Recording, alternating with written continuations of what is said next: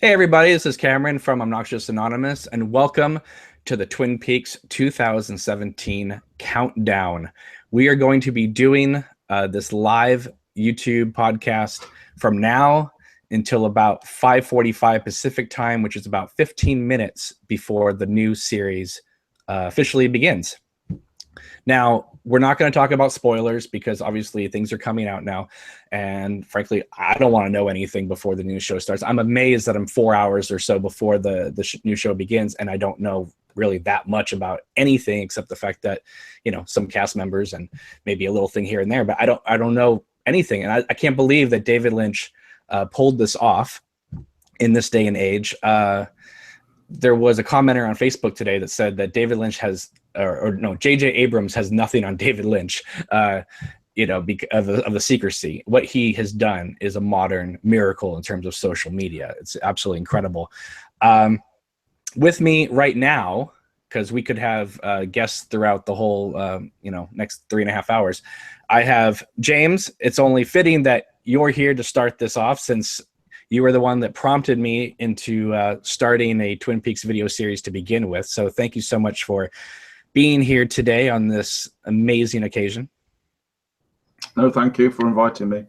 It's, you know, I still feel like I'm in a state of not being able to take everything in really. And, you know, I feel I'm a bit reeling from the excitement of it all, I must say. But that's pretty much the effect of going online, really. I appreciate though this because I think that this is productive. You know, it gets you involved with a community and people who, you know, it's worthwhile getting in touch with. And I don't know why people like Debbie haven't come on today though. Where's Debbie? She says she'll be on later. And okay. Also here with us is Brett Buchanan, who is the editor-in-chief or CEO of alternativenation.net, highly popular music entertainment site that has been very kind to both James and I with these videos and our Twin Peaks broadcast. So thank you, Brett, for being here as well. Appreciate it. Yeah, thanks for inviting me. It feels crazy because about 3 years ago, I started doing a lot of interviews with some Twin Peaks people for probably a couple months leading up to the announcement of the show coming back. And James Marshall and I remember this must have been like summer or fall 2014. We were throwing out ideas for if Twin Peaks came back, what would happen? Or James' idea was I think a Bookhouse Boys spinoff at that time. And now to see that today the show's finally coming back is just incredible. Yeah, it is pretty amazing. I think we are in store for a lot of amazing surprises. First surprise that happened this morning was I got on Facebook and saw that Italy had made a mistake and dropped the first 2 episodes early on their streaming service. So many people in Italy have already seen it. That is just so Italian though. It's like they are the height. Everybody in Italy, they're so like, mamma mia, I accidentally put it online. Sorry, it was there. You know, like, now people are going to call James Italian phobic. No, but I've heard like people like who go there and stuff. Like when the Rollins band toured in Italy, they said that Italian organization is just the worst in the world, you know. And I remember being in Italy, going through an airport there, and it was just like what I expected. It's like everybody just running around like, you know. Wow, that hurt my ears, James. And just everybody's on a Vespa or something going, "Hey, ciao, mama," you know. That's it. But that's what they did. They just put out the episodes just so that a few fans could go, "Hey, ciao, mama, I saw it already," you know, whilst having an espresso and stuff. And you know, I did speak to a couple of people who, no spoilers, James, thankfully didn't spoil anything for me, and I told them I didn't want to hear anything like that. But let me say this. This is something I broadcast last night, but I want to read this for any new people that are here watching us. Mashable did a write-up about the premiere on Friday, and this is no spoilers whatsoever, but this is what they wrote. Here's what I feel at liberty to say about the episodes we saw. David Lynch has lost nothing. In fact, he's learned new tricks, refined some old ones, maybe even found the height of his powers. This new Twin Peaks is no mere revisitation. This is new ground broken. And if you feel goosebumps as you read this, good, you're going to need them because it's happening again. Now, I don't know about you, but working in media, that's called hype. But from all accounts, from what I've seen, it seems across the board that people believe that David Lynch completely, with Mark Frost, completely knocked this one out of the park, which we all hoped and thought and wanted. But now we're getting confirmation that this is an incredible, at least opening to this new 18-hour movie. Yeah, I read the Yahoo thing, which had a few kind of spoilery tidbits. I won't mention them at all. I don't know if you guys read the Yahoo thing. I don't think they were that spoilery, though. But at first, the writer of it had tweeted out a few things, and some people got nervous. He was like, it might be unsettling to people or some other word similar to that. But then when you read the full review, he loved it, and he had a similar sentiment that it's not like the X-Files, which was just nostalgia, and it just failed completely. But that it's new ground broken. And I think one of the last things in the Yahoo review was that people will be talking about it all summer. So far, all the reviews have been good. Yeah, I just heard about the leak, too. I was reading on DugPub, people were talking about a couple scenes leaked and stuff like that. But luckily, I wasn't spoiled on anything. But yeah, so far, I haven't seen one bad review. Oh, no, I won't spoil anything. But so far, I haven't seen one bad review or one bad thing said about the show. Isn't that insane? I mean, usually when you have this much hype behind something, there's the inevitable backlash, which is going to happen, let's say Monday or Tuesday on Twitter by some people. But by all accounts in the press, there's nobody like, oh God, here we go again. I mean, they're all for this. I mean, James, were you nervous about the initial reaction, at least from a critical point of view, or did you think that, no, they're going to praise this no matter what? Well, I don't really think about that. Personally, I just sort of want to see it myself, and then, my own reaction is all I really care about. I'm not going to, I don't go to the reviews and then sort of alter my opinion or anything. No, I haven't even read any of the reviews. I don't know, really. I'm just saying that it seems by all accounts that this is getting great reviews. And obviously, if it came out and it got a lot of negative reaction, like Fire Walk With Me did, then it would be a true downer, like it would make me feel sad for it. But yeah, that's would that worry me? No, it doesn't worry me. It just makes me think it's a shame if that happened. But that would seem like lightning striking twice for Lynch. I mean, Fire Walk With Me was unfairly vilified to the point where it became ridiculous. This sort of, I mean, British critics as well, pretty harsh on it. They're kind of just saying that it was just Lynch artistic doodling, and it felt like one of his most insincere works ever. And in my mind, I can just imagine, this sounds awfully sort of negative thought to be kind of coming in straight in like this, but we're not a promo show for Twin Peaks, and they could easily just say, well, it is Lynch just returning to familiar ground and a surefire kind of audience. And it is just like the idea of a nostalgia trip, whatever that means. I mean, I was joking about that with Josh, the idea that if it just goes back to the original seat sort of scenery and sets, etc., and pretty much just, it's like as if if Lynch and Frost sat down and were thinking, well, this is what the audience wants. They want a scene where Agent Cooper goes back into the cafe again, looks around, smells everything, and then goes, I'm back, and things like that. And as much as we want that, let's face it, in some way we do want that in some way, but at the same time, it would be a bit like eating the whole cherry pie. It's a bit, it's got to have some point to it, otherwise it would just be like them creating a theme park of Twin Peaks, and putting it on the screen. So now I know there's some people, hang on, sorry, part of me sort of thinks, that is almost, there's something okay about that, because I love films like, for instance, Westworld or something like that, the original one, and that whole idea of this sort of hokey, sentimental vision of things. And you know, inside all of us, I think we all have this longing to sort of almost return to like our childhood or whatever it is. And there's something childish about Twin Peaks that partly, you know, we want to return to alongside the other aspects of it. But it's how that's obviously recreated or rendered now by Frost and Lynch that is the interesting thing for me. And yeah, if all the critics came out and they were like, this is Lynch just treading no new ground, and he's basically just treading water is what I mean, you know, and just not doing anything new.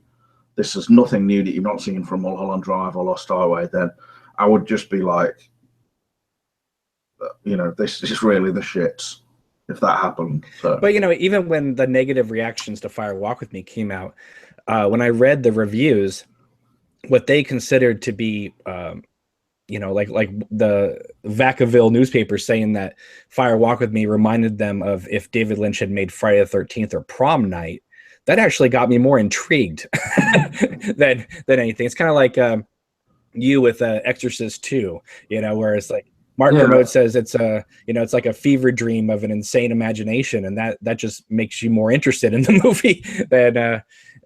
But then I think to compare, you see, this situation we're in now is not the same as what we were in back in 1992, because we'd already been through the just complete vilification of the series, you know, by all the critical establishment, pretty much. And so then the Fire With Me was just like an added extra. And so we kind of almost knew that the critics were just going to bash it, most of them. Not all of them, of course. But then, you know, this is a brand new series on TV, like and then big deal has been made about it.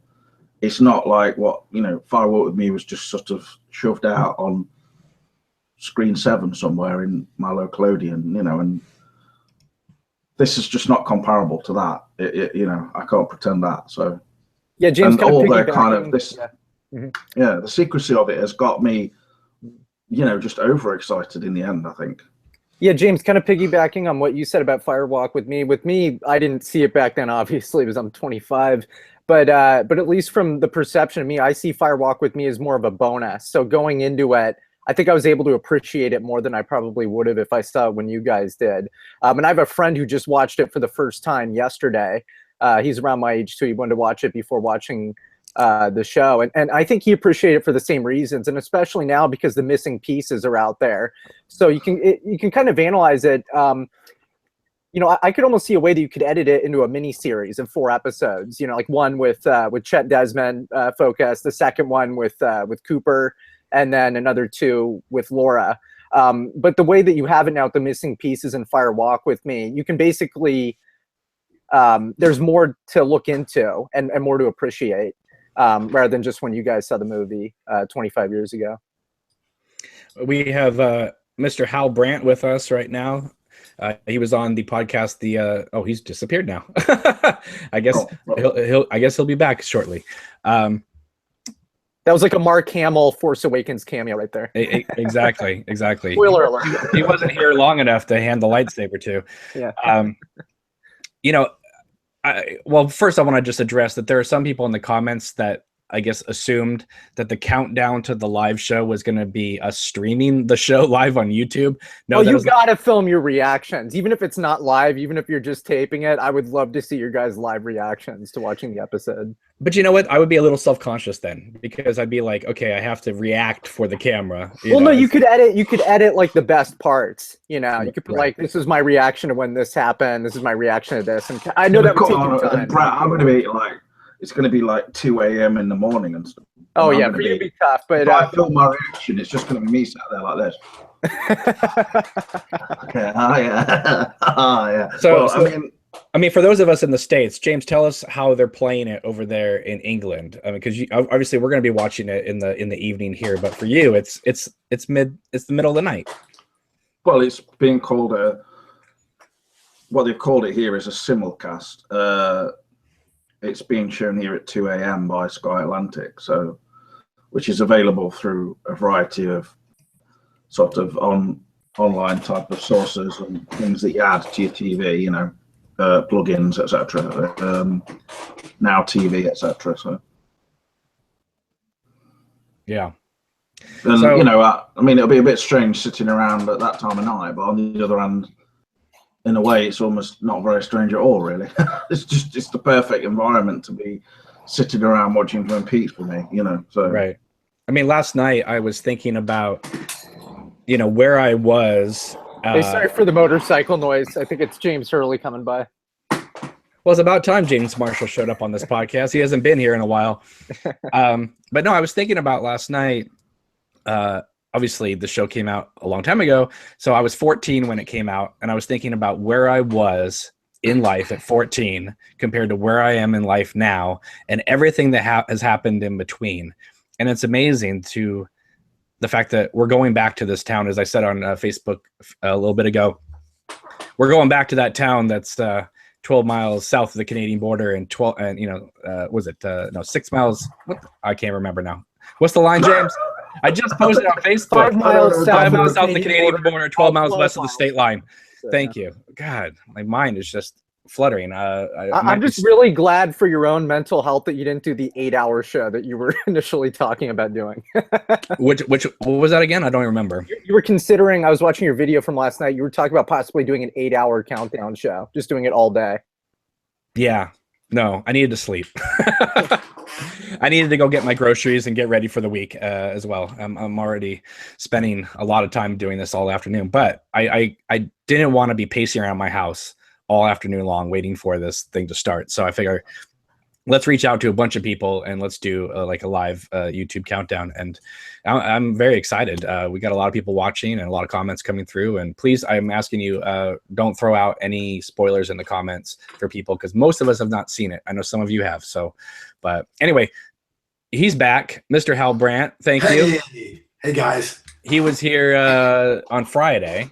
And he's been a frequent contributor to the chat, and I'm happy to have him back here. I was so amazed by your scrapbook that you brought out on Friday. Yeah, and, well, I saw you doing yours yesterday, so I'm glad I inspired you to bring yours out. Yeah, but I also need to get a scrapbook because mine's falling apart. So hey, I was going to show you because we were talking about Coop. Remember that you were remembering the Coop movement? Well, remind people again what that was. So when Peaks went on hiatus, when ABC put it on hiatus, then there was this grassroots movement called Coop, which stood for Citizens Opposing the Offing of Peaks. And after we talked about it a little bit, and I found this in the archives. Can you see that? An original Coop shirt that they sent out. Oh no, Michael J. With this horrible Michael J. Anderson thing. And then on the back, it was paraphrasing John Lennon. All we are saying is give Peaks a chance. You should put Vern Troyer over Michael J. Anderson. Funny looks. Yeah, exactly. Yeah.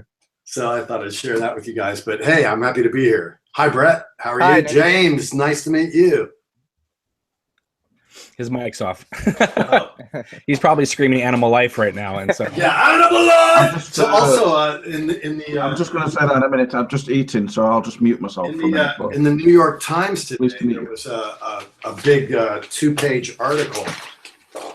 If you can see that. Yeah, I saw it online. Did you see that? Okay. Yeah, they posted it online, but that's really cool. It's actually in the print. Yeah, it's a really nice article. So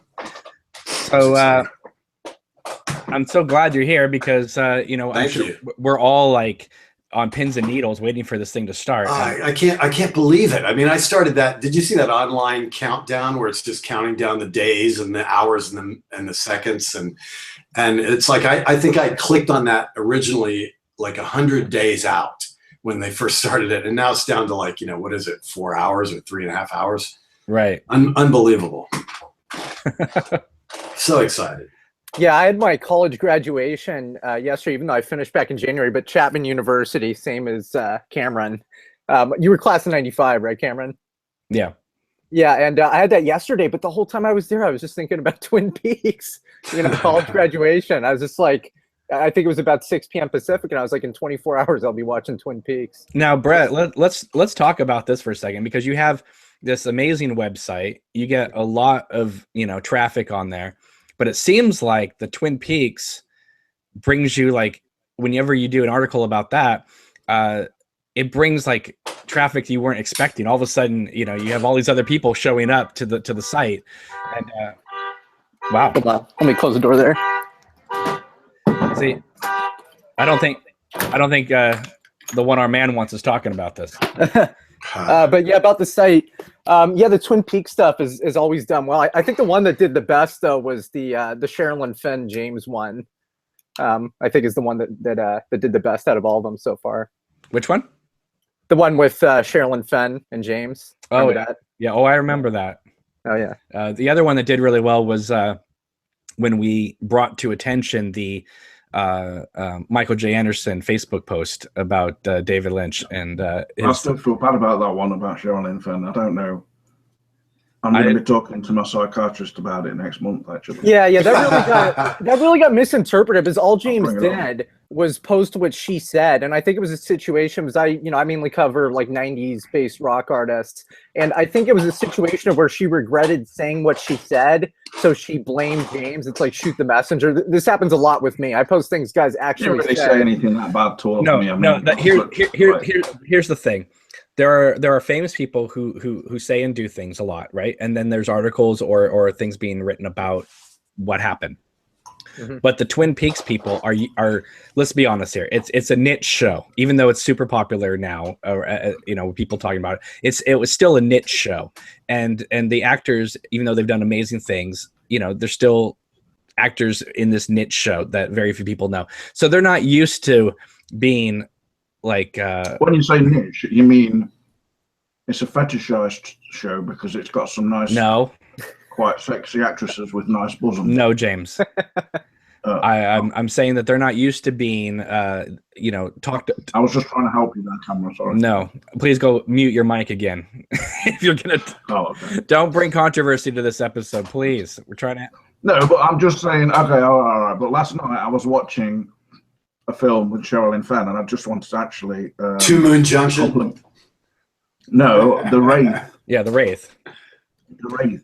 With Charlie Sheen, right. That is like that film is just like it's the crow. Fantastic. It's the crow before the crow. But it's just I don't know what to say about it, but it's just got fantastic scenes like her and Charlie Sheen sort of lilos, in this kind of little pond. And is it just me, or does she look? Older in those early films than she does in Twin Peaks. If you see, I didn't realize that she doesn't really have black hair. She's actually more just mousy, in fact. Mm. And I know it may have been treated a bit, but she's so tanned in that film, and then in that hair is so sort of blondie brown. And right. That's why a lot of people. That's why when she showed up in Twin Peaks, a lot of people at the time never thought they saw her before, but they had seen her in so many other movies. It's just she looked very different. But I bring up the Michael J. Anderson Facebook post as being one of the stories on there on your website, Brett, because that was a story that nobody was talking about because, like I said, Twin Peaks is kind of this niche thing. And so people involved with the show, at least at that time, still were not used to being talked about in articles, right? Because Twin Peaks existed prior to social media. So I was amazed that Entertainment Tonight, Perez Hilton all picked up the story about Michael J. Anderson based on the article that was written on your site, but they never, in true, online, politics, didn't reference the original article. They just took his post and made their own thing. And it's like, you guys would never have written about this if you hadn't seen the post on Alternative Nation, because nobody was looking at Michael J. Anderson's Facebook feed. Certainly not Entertainment Tonight, So. Oh yeah, that happens all the time. Sometimes other people take other stories, but sometimes I'll get credit. Like I kind of broke that Axl Rose was going to sing for AC/DC, but then sometimes they just won't give you any credit. But I think for that Michael J. Anderson thing, it was an example of that. But with Sherilyn Fenn and James, I want to get back to that really quick. That really wasn't anything too bad, because I had a guy from a major rock band recently threatened to knock my teeth out. I won't say who it is, but so whatever happened between James and Sherilyn Fenn was really nothing.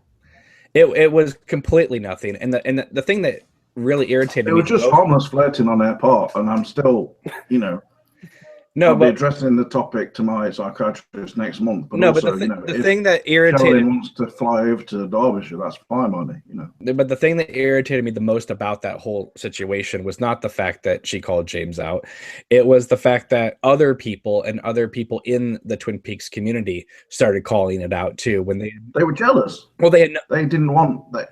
I had full attention from Sherilyn Fenn, and they're like, the Twin Peaks festival organizers were like, you douche waffle of the world, and you're getting all of Sherilyn's attentions.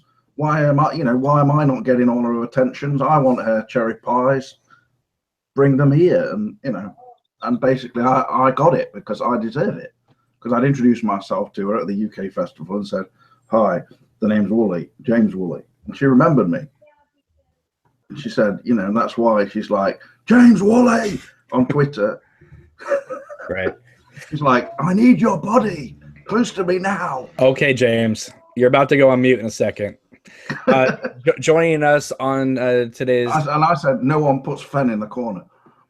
James, she was like, I'm trying to make an introduction here. You have to let me speak. Debbie. Welcome, Debbie, back to the podcast.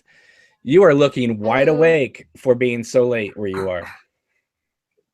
Well, it feels like a long time since we were sitting here last Sunday, and I had to bow out just before midnight, so let's see how I get on tonight. Are you downing caffeine tonight, or what's going on? Cheers. Nice. Here, I'll share my socks. Check these socks out. Oh, does this mean I've got to show my thong? T-shirt. This is it. Wow. James, you will not share your thong on here, okay?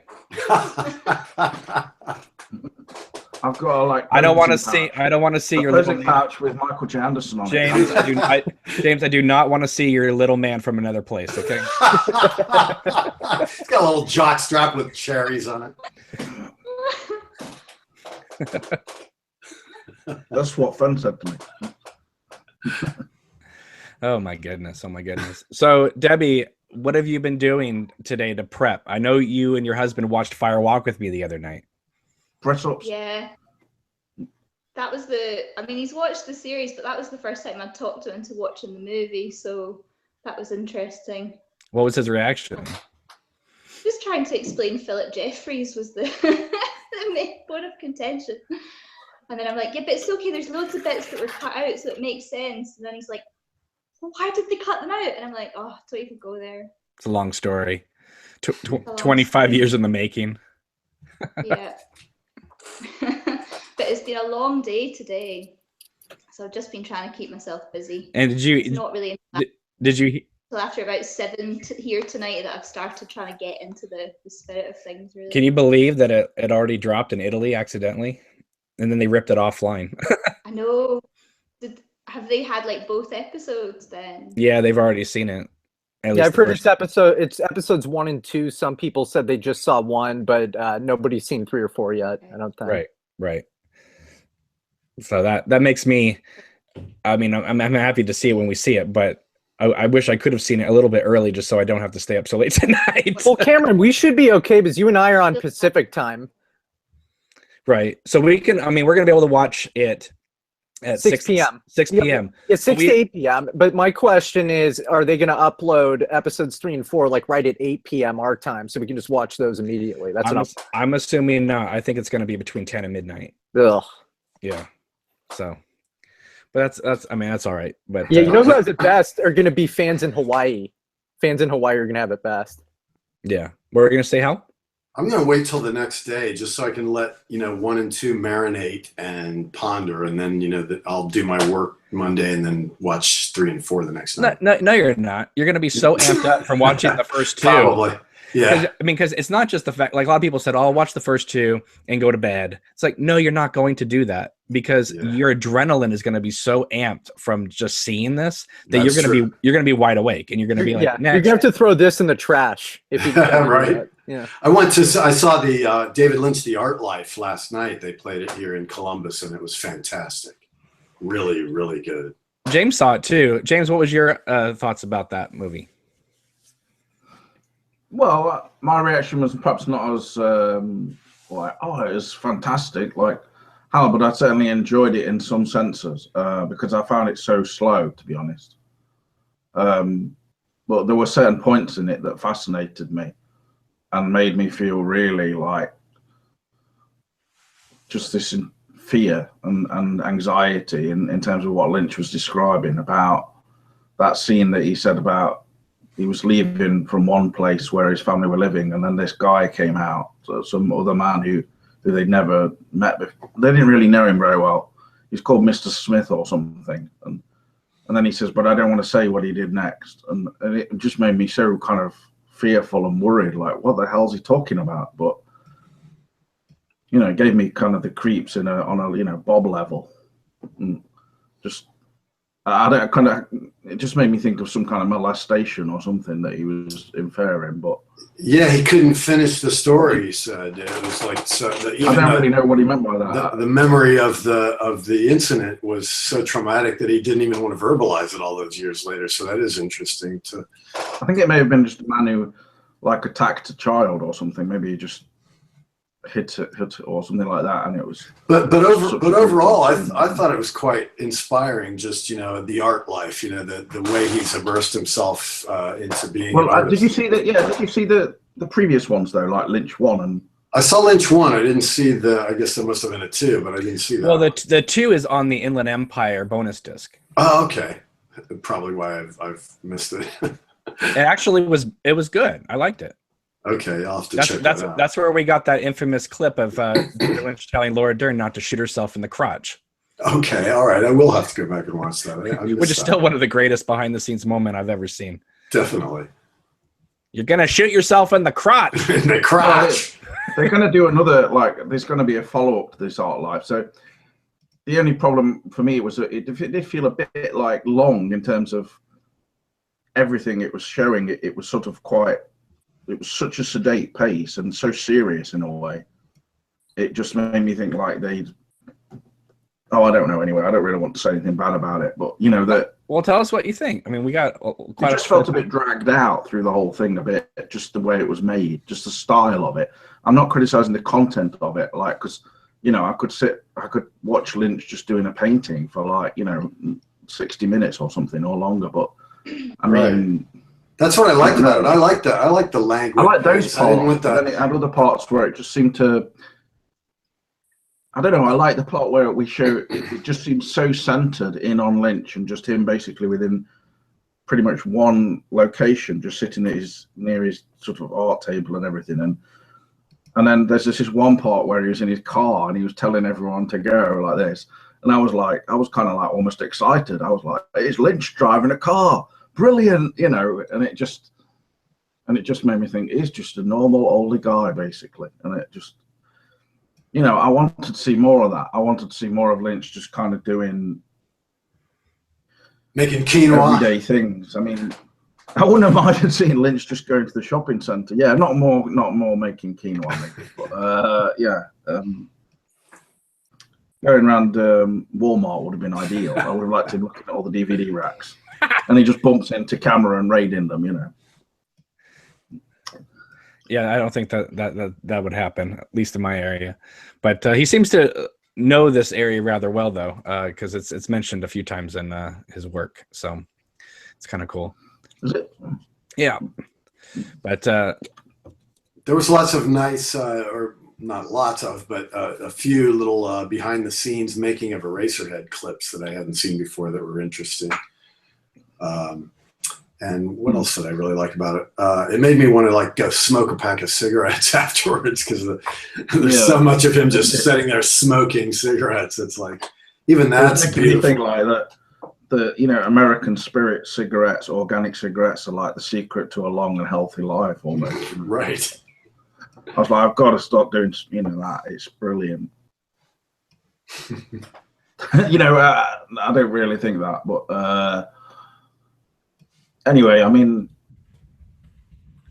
it was good, but I think perhaps for somebody like me, if you're incredibly familiar with everything about Lynch and stuff, it perhaps That's making me sound like so hipster. It's unbelievable. But Yeah, I mean, there wasn't a whole lot of new information for I super just know fans. so much about Lynch. Yeah. Everything. I scour the internet night and day. And when I saw some of the photographs and things, and some of the paintings that we hadn't seen before were great. And remind me about the Eraserhead bit. Was it like actual film footage? I can't remember. Yeah, there was some black and white film footage of him just setting up shots and things, just briefly, but a few clips there of just the making of Eraserhead. And there was even one bit that looked like and it was something that was never revealed prior, was the making of the baby. He was like putting something together, and it looked like it was just a short clip, but I'm going, that's him creating the baby. That's really interesting, because if you watch the Pretty as a Picture documentary, there's a quote in there from Charlotte Stewart where it's just like a overlay of her, just audio, but you hear her say, never talk about the baby, never reveal how the baby was done. It's real quick. It's real quick. Yeah. So that's shocking that they would even have a moment that would suggest it. That's what I thought. That was like, wow, I've never seen that before, Well, it didn't reveal how it was made, or in terms of... No, it was just kind of a blob of stuff, and you could see him like manipulating it, but you could tell it was the baby. Or I thought it was anyway. Maybe that was my imagination. Yeah, that was so blurry, and you couldn't quite make everything out anyway. So. Right. Yeah. Well, that archival footage was so old, but I still, I really liked it, and I liked like I said, I liked the languid pacing rather than the hyper, post MTV and edit every 2 seconds kind of. Well, I was actually hoping more for that kind of MTV. And I wanted there to be some twerking in it as well. Right. Like Lynch's new wife could just come out at some point. Yeah. I also thought it was interesting to see him.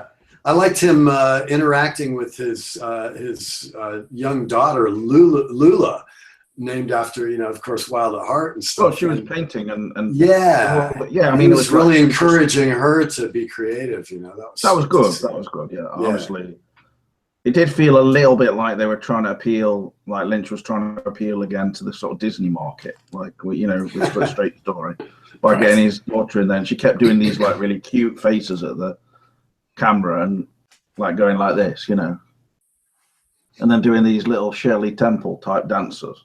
And tap dancing and stuff. That was a bit much for me. Yeah, but a guy his age with a daughter that young, he could easily have no patience for it and stuff. But he was just really sweet. Well, I'd like to see the deleted scenes where he's just like, "Will somebody control this child?" Right. I'm doing an important painting here of ants and electricity. Yeah, I also liked, watching his methodology with his painting, and I'd seen it before, but they really kind of focused on it, where he puts some a mark down with a paint or watercolor or whatever, and then the way he, because we're always familiar with his hand gestures, he's always doing this stuff, and they show a lot of that in the film, the way he touches his paintings and gets so involved in the it's stimming. Yeah. It's really interesting. Yeah, exactly. I knew somebody who had Asperger's, and they were like, yeah, David Lynch is definitely Asperger's because he's doing that like it's a stim. That's true. Yeah, that doesn't necessarily mean he is to that, yeah. But I mean, I think that I think that the way we categorize people as being this, and this, and giving them a certain label is, Lynch could have a grain of that, possibly. So, There's a documentary out called Crazy Wise, which talks about those issues where we label people crazy, but really, if we just give them an outlet for what their mind wants to do, it's more positive than putting them on, psychotropic drugs and things like that. So, what we call autism or Asperger's or whatever could actually be, something we just don't understand, and they just don't have the proper outlet for it, to express themselves. Can I interrupt real quick? I just want to say this. I reported on this last night because I was going through some of my collection of articles and stuff that I've collected over the years. And this, maybe a lot of you didn't see last night, so I just want to bring this up because I thought this was fascinating. Hal had mentioned something on Friday, and James and I have talked about this before, but we never had like clear evidence. And I stumbled upon this article from the 1993 Motion Picture Guide Annual.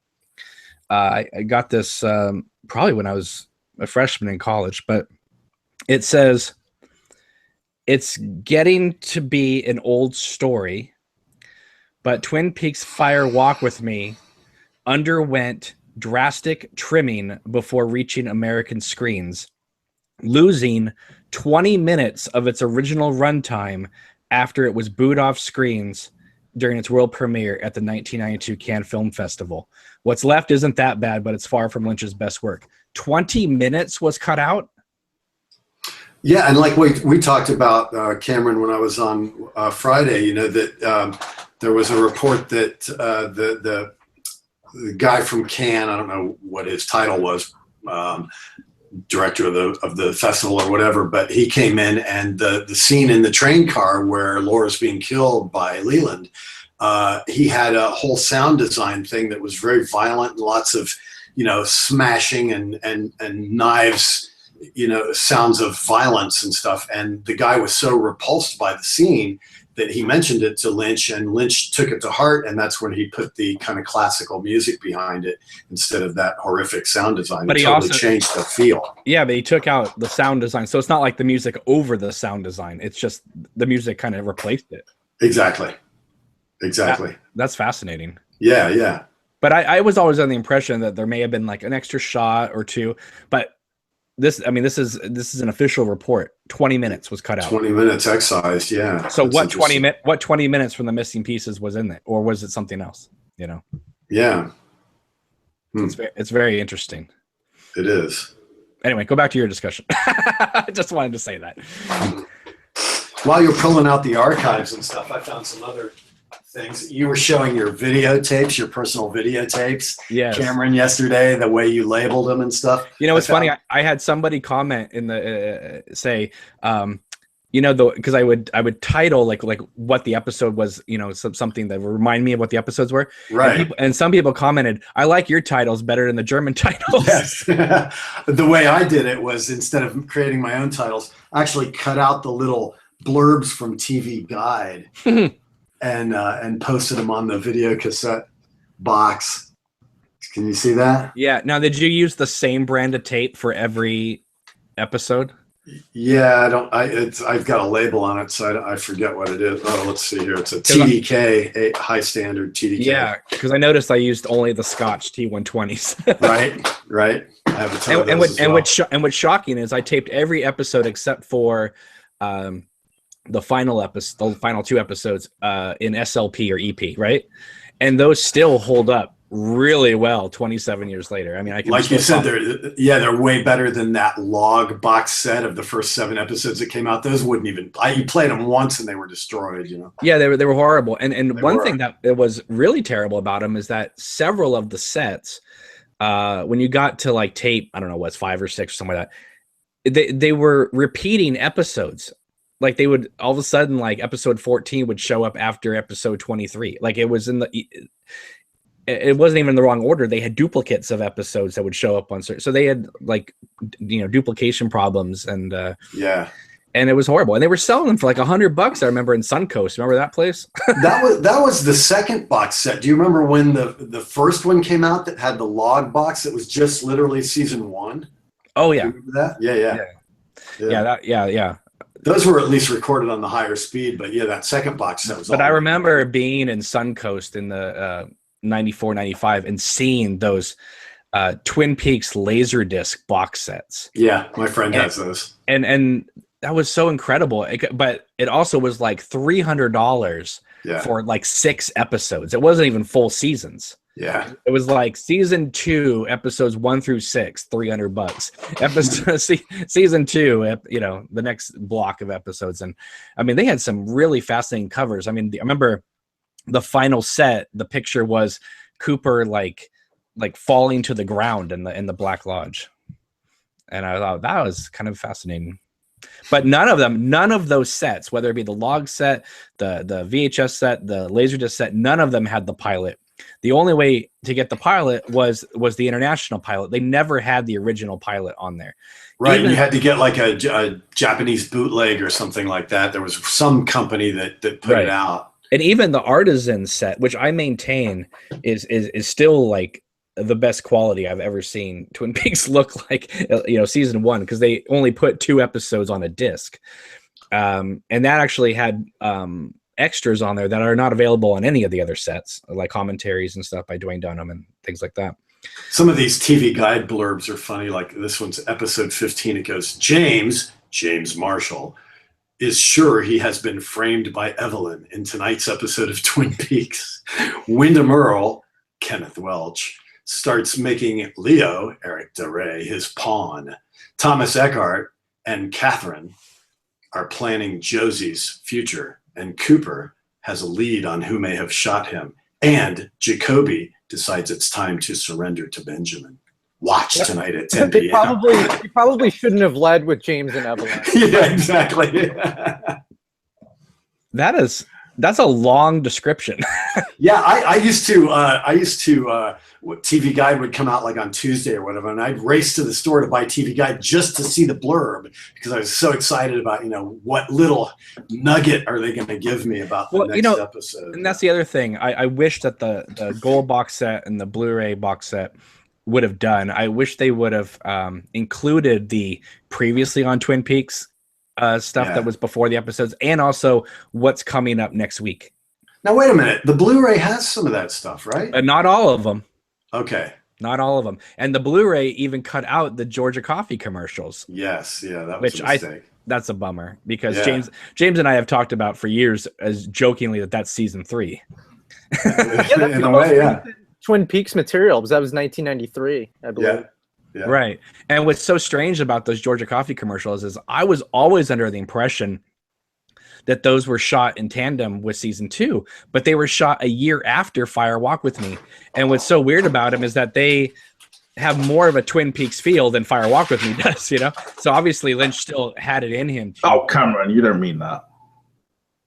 All I will say on my closing note anyway, I want to say I hope the feel of this new show is going to be not just like, this kind of, I want it to be like the old show sort of thing. And I want the intensity of Fire Walk With Me, personally. I just feel like that is what has kept the kind of fire burning for this long, in a way. I think all the, without all the cliffhangers, I don't think the show comes back. If Twin Peaks had been wrapped up at the end of season 2 in a bow, we would not be here. So it's all that. But I think if there hadn't been Fire Walk With Me, it would have. I don't think we'd be here now. I think Lynch may have lost interest in it or something. Yeah, that's an interesting. Yeah, it's an interesting idea you pose. Do you guys think if Fire Walk With Me didn't exist, that it would have changed the show's chances of coming back? Like, do you think it was like necessary for that to exist for the show to come back now? I would say that if Fire Walk With Me had not been made, Twin Peaks may have come back earlier. That's possible, but it may have been. Again, it may have just been like made for TV again, but pretty much along the lines of Fire Walk With Me anyway. And maybe in 1994 it could have been like even slower or something. I mean, when you think of something like Hotel Room, and then it could have just been met with the same derision almost, Well, James, obviously I know those are just coffee commercials, but what I'm saying though is that Fire Walk With Me is like another level that Lynch brings to the Twin Peaks universe, and it feels very different. We talk about that, but then when you see the coffee commercials, yes, I understand they're just promotional little things, but the tone of them is back to the season 2 vibe that obviously David Lynch says he now hates, but it goes back. That. He's not said he hates the whole vibe of the second season. I mean, come on, we're getting it's a bit tabloid and stuff, No, I'm being honest here. He did say that No, you're being a bit like sweeping statements. I mean, at no point did Lynch say he hates the whole vibe of season 2. He just says at some points it got a bit hokey, and it did. Stopped watching, I think is what he said. Oh, he said more than that. He said more than that. in this New York Times article, and you'll hate this, Cameron, because they reiterate the whole. He's right, isn't he? I mean, some of it was pretty dire. Let's face it. I mean, the bloody pine weasel thing. I mean, nobody sits down there watching. This is fucking brilliant. Yeah, well, I think it's pine weasel. I think it's this hilarious. is on a par with Kubrick. James, James, here's the thing. I have episodes on here on YouTube where you're praising the pine weasel stuff. You only go to the extreme, the opposite side, when we all go one way. So, well, no, the pine weasel thing was just it was just part of the double, triple, quadruple cross Ghostwood Estates battle thing. It was just a way to to make a point to in Ben Horn's favor. It wasn't really. It was totally meaningless. And at the end of the day, it wasn't really that funny. It was. Oh, I think it's hilarious. It was Twin Peaks firing on no cylinders. Let's face that is the truth. No, it's not. Little Nicky was more that. Pine Weasel actually was part of that whole long arc between Catherine and Josie and Thomas Eckert and Samuel. It's impotent. It doesn't feel like. Okay. Anyway, like Benny Hill or something. Yeah, one last thought on season 2. I think if Lynch, because he said he didn't rewatch season 2. I think if he rewatched it, he would realize. At least my opinion on season 2 is it was great until Leland died, and then I thought there was a slow period of like episode 10 through 16. But right when Annie showed up, I thought the show really started to pick up again. But I will say this though: you say that there's that lull in between, but. Yeah. And you might not like this little subplot or this little scene here, but there is no bad episode of Twin Peaks. There's always great stuff like the Major Briggs stuff during that period and the beginning of the Wyndham Earl storyline. They're just not on par with the rest of the series, which to me is like the best series ever. But regardless, but there's no unwatchable. Oh no, I think too that the Pine Weasel thing gets a bad rap because of that one scene where. In the Miss Twin Peaks pageant, the Pine Weasel grabs Squiggy from Laverne and Shirley's nose, and they have that big shot of the Pine Weasel hanging off of his nose. That's, I think, where we get this Pine Weasel is so goofy subplot. No, but I love. I personally find like the woman screaming, and then they have the screaming. It became self-parody because it was like it had an echo of her screaming, and it was like, okay, we've had so the last time I remember a woman screaming like that. Was Maddie being killed by Leyland, okay? So now we've got a woman screaming because there's a bloody pine weasel running around. I mean, it's like the show has really genuinely jumped the shark. I'm gonna get you a pine weasel shirt. I love that. I loved that Twin Peaks just went that shit. I think we should get James a shirt that has a pine weasel. If you want to see season 2. Like it did go bad. Come on. No, I will not say that. But I will say this: okay, if you want to see the way people refer to season 2 being played out, watch episodes 2 through 7 of On the Air. That is what people think Twin Peaks season 2 is like, and it's not. It's not that wild and weird and bad. Well, maybe you are, but the thing is, you're probably more familiar with. On a daily basis with encountering pine weasels, and I'm not. It's just for me. It just took me unawares, and I was like, "This shit is crazy." But remember, you need that, the setup of the absurd humor, and then go into the horror, like the Miss Twin Peaks pageant. It's that absurdity, and then all of a sudden, Wyndham Earl as the log lady comes in, and then it starts the horror again. So it's that juxtaposition of tone. And I'll take the pine weasel over Lana Milford any day. True. What we're gonna say? Hang on, I think. The pine weasel served. Go ahead, Debbie. The pine weasel served a real purpose in a strange way, because if you hadn't had that whole storyline, Annie wouldn't be giving the speech on saving forests, which won her the Miss Twin Peaks pageant, which made her, end up in the Black Lodge, and you wouldn't have Audrey in a bank blowout. It actually served a purpose. Exactly right. Towards the last episode. That's beautiful. Thank you, Debbie. You just fart, James. You'll hate though, Cameron. They did reiterate in this New York Times article. It says this is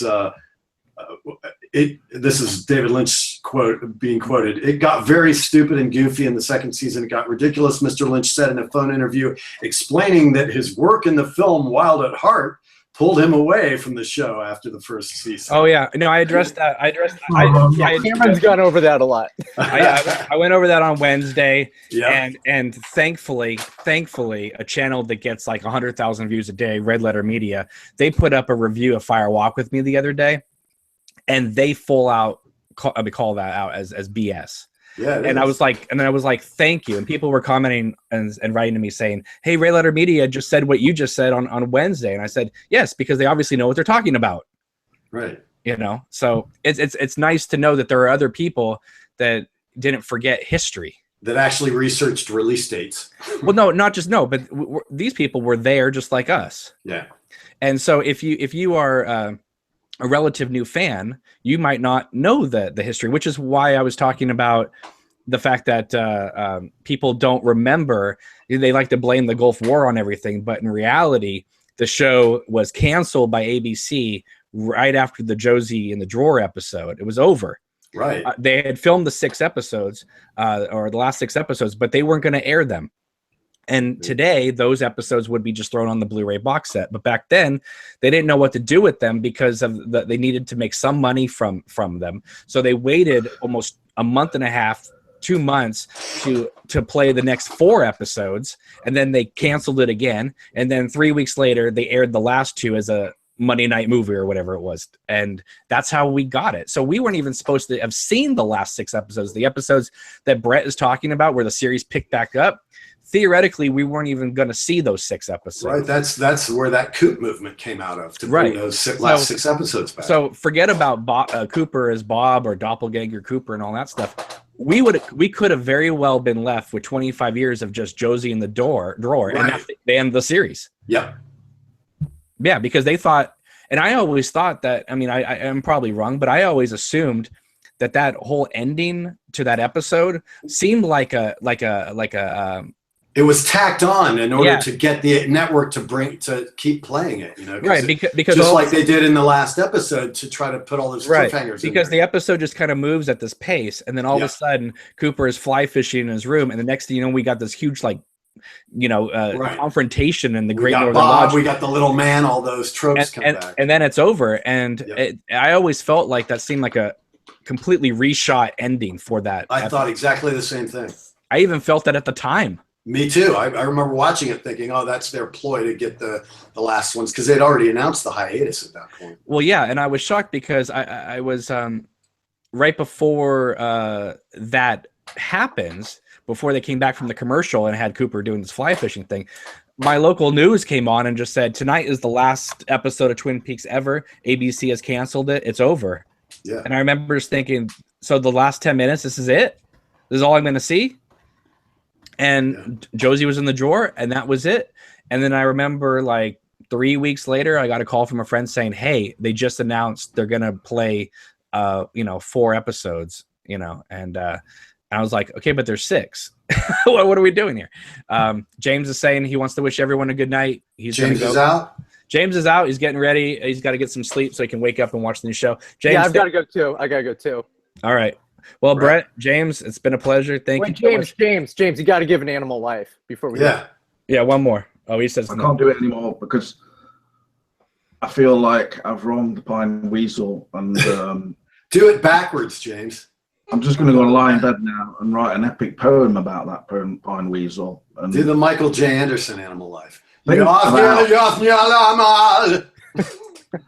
No, you're getting into it too intensely. You have to just let it come naturally. And when I say come naturally, I mean come naturally. Animal life!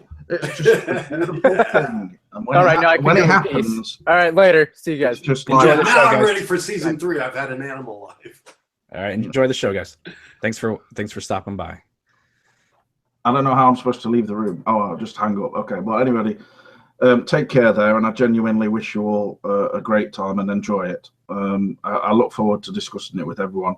I just hope, Cameron, that these new episodes are as good as the Georgia coffee commercials.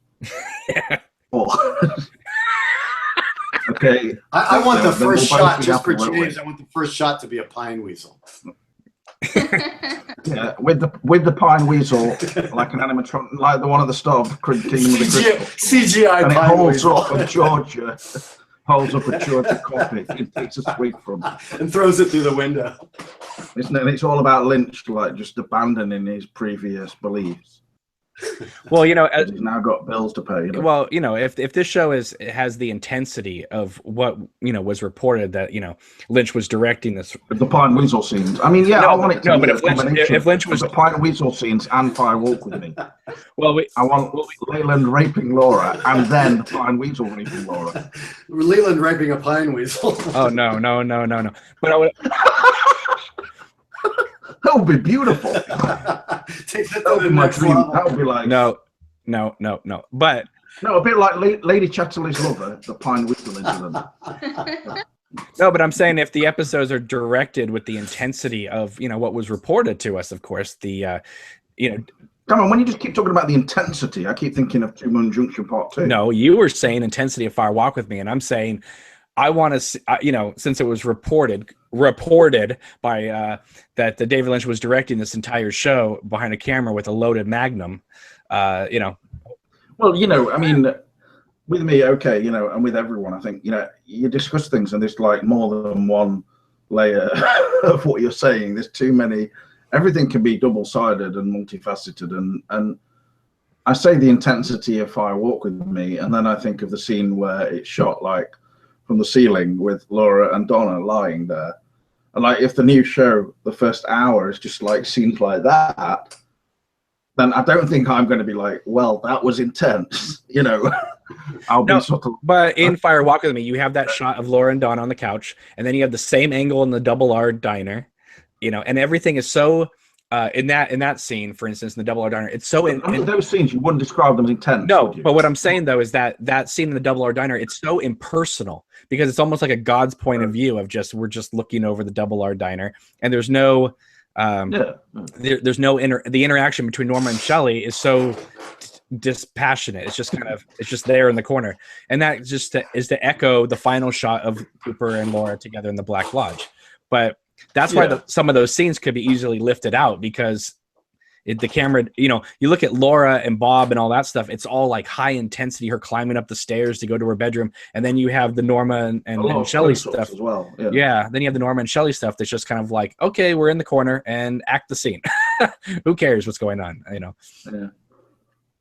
It's strange. It's so, you know, I mean, you could say to me, I'm wrong about the so-called intensity of Fire Walk with Me, but I think the film has remnants of what Hal's talking about when I don't know if you were literally quoting from the book TV Peaks. I was like falling asleep a bit, but you know, the stuff about he cut a lot of stuff from the end with the, like, there was apparently like he had shots of like the knife Leyland had going into Laura's heart, and that makes me just feel like ill just even thinking about it, but at the same time part of me wants to see it, you know.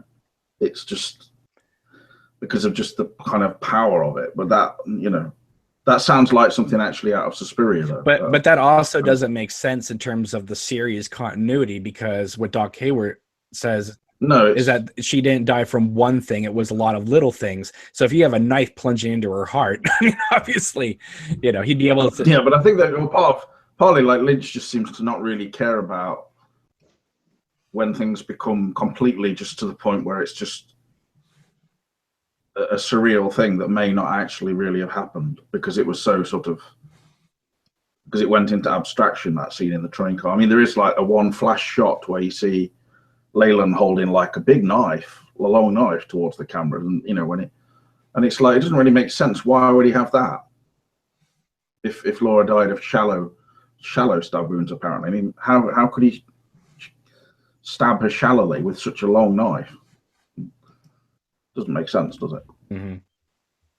So it does give credence to what we heard, you know.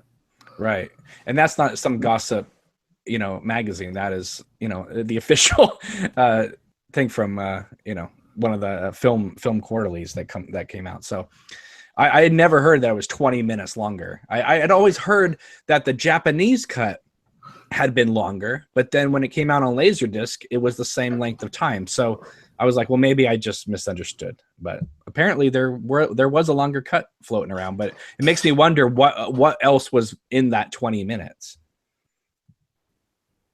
Yeah, I wonder if it was more. I believe one thing I heard was that there were, like somebody said, there was another record to Firewalk with Me shown at Cannes that had like the party land sort of the Power and the Glory door scene and stuff. Just a brief shot of that door and all that. And I'm thinking, well, obviously that's not going to make 20 minutes, is it? But like a lot of those scenes, since they were Laura and Honor and things, you can imagine that maybe the whole lead up to the sort of going to that club, and then also the scene with Laura getting in the truck and things like that. First business, the bit where they're doing donuts and we see the Cooper sign. I mean, you'd think maybe Lynch would have kept that in, maybe because it's just such a good. Well, one of the things what I found so fascinating the other day when I read the script online was the Ed and Norma scene in the truck is not in the script. In the scene in the diner, after Ed and Nadine come into the diner and the missing pieces, Ed does not come back in and talk with Norma in the screenplay. You know, none of the angel bits are in the screenplay. That was all added. And obviously, I mean, the thing about Laura looking at the picture in her room and saying, is it true? That picture does not exist in the screenplay. So, I mean, Lynch is somebody who we've always heard that takes the screenplay and then as he's shooting molds and changes things as he goes. But it's amazing that he was able to come up with this idea of the angel, apparently brought up by Phoebe Augustine, and actually make it a thread that actually moves through the whole film as opposed to just like a one-off moment. I mean, if this is controversial, Cameron, but did you know that apparently whilst they were filming that scene with Laura and where she says, is it true? She's sort of going like, is it true? Is it true? Lynch was behind the camera and he was saying, do you remember the scenes, you know, Laura, because he called her Laura, not Cheryl Lee. Do you remember the scenes with the Pine Weasel? And she was like, is it true? And then he said, yes, it was true. I live a life. But true.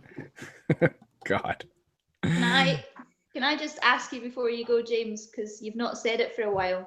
Do you think that the new series is going to have many, many layers of mystery? Probably a few layers, but I can't predict how many. That's the question. I will think I'm going to open a new X-Files type of document,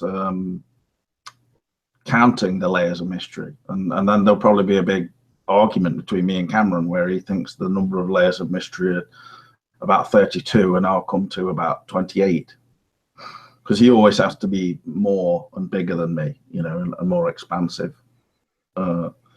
I mean, he's PhD level. I'm just like a normal degree sort of thing, you know. So he's got more layered, you know. So I don't know. What do you think that there'll be many layers of mystery in it, Debbie? I think your view's more valuable than mine because right now all I keep thinking about is the Pine Weasel. And I feel like I've antagonized everybody and alienated myself and made myself a pariah, just not liked by everybody, and they think I'm an idiot because I've criticized the Pine Weasel. You're going to have to rethink it when you see the all Pine Weasel episode and see episode 7. I mean, what am I going to do if the new show starts with the Pine Weasel just running through the woods? Little Nicky with a Pine Weasel. But I want to see a Pine Weasel POV. That's what I want. Pine Weasel cam. I'm not criticizing that. I did like that, I must say. I like it when they attach a camera to a small rodent head. Well, the thing is that, I mean, people say, you know, all the stuff with Ben Hur and the Civil War stuff is silly, and the Pine Weasel stuff is silly, or Dick Tremaine doing the wine tasting test is silly. Well, if you took it seriously, I'm not really sure. No, but what I'm saying though is that okay, you may say, okay, that's, you know, not the Twin Peaks I want to see or something like that. But if you look at those scenes as themselves, as individual scenes, they're very well written, they're very well acted, and they work as scenes unto themselves. It's just that sometimes they just, you know, veered, you know, made the show feel like it was spinning its wheels. The show it had some lackluster episodes where there wasn't really anything pulling you through each episode. It just sort of lackadaisically went from one scene to another, a bit like something like Northern Exposure almost. But you know, but Twin Peaks demands it to be a bit more sort of. Well, there was another a mixture of humor and then intrigue. Yeah, but there was another factor to it. It was the fact that we had to wait a week in between each of those episodes. So if you had 4 episodes like that, that's a whole month of Twin Peaks, and people by that time tune out. But if you watch it on the Blu-ray set or Netflix or the gold box or whatever, those 4 episodes, you can bang those out in 2 hours and 40 minutes all together, right? And all of a sudden, they're not quite so bad. When you Cameron, I'm not really sure if I'm doing what you describe as banging out episodes, but you know, for me, they're more something to be studied and, you know, taken time over, like a delicacy, like a fine wine, even like cheese, crackers, you know, and a nice glass of Chianti. But I think when you watch them on the Blu-ray, etc., you can just sit there looking at like all the imagery and think, wow, these episodes were just so well filmed. And, you know, VHS kind of did deny us some of that, you know, the fineness of the Blu-ray image. I mean, it really does make the episodes just like a pleasure to watch, doesn't it? And except for some of the color corrections that weren't needed, like the alcove scene when they're exploring it. Obviously, I missed that blue light. I did notice the scene where they'd attached the camera to the head of the color correction on that was not quite to my liking. It was just, and it didn't.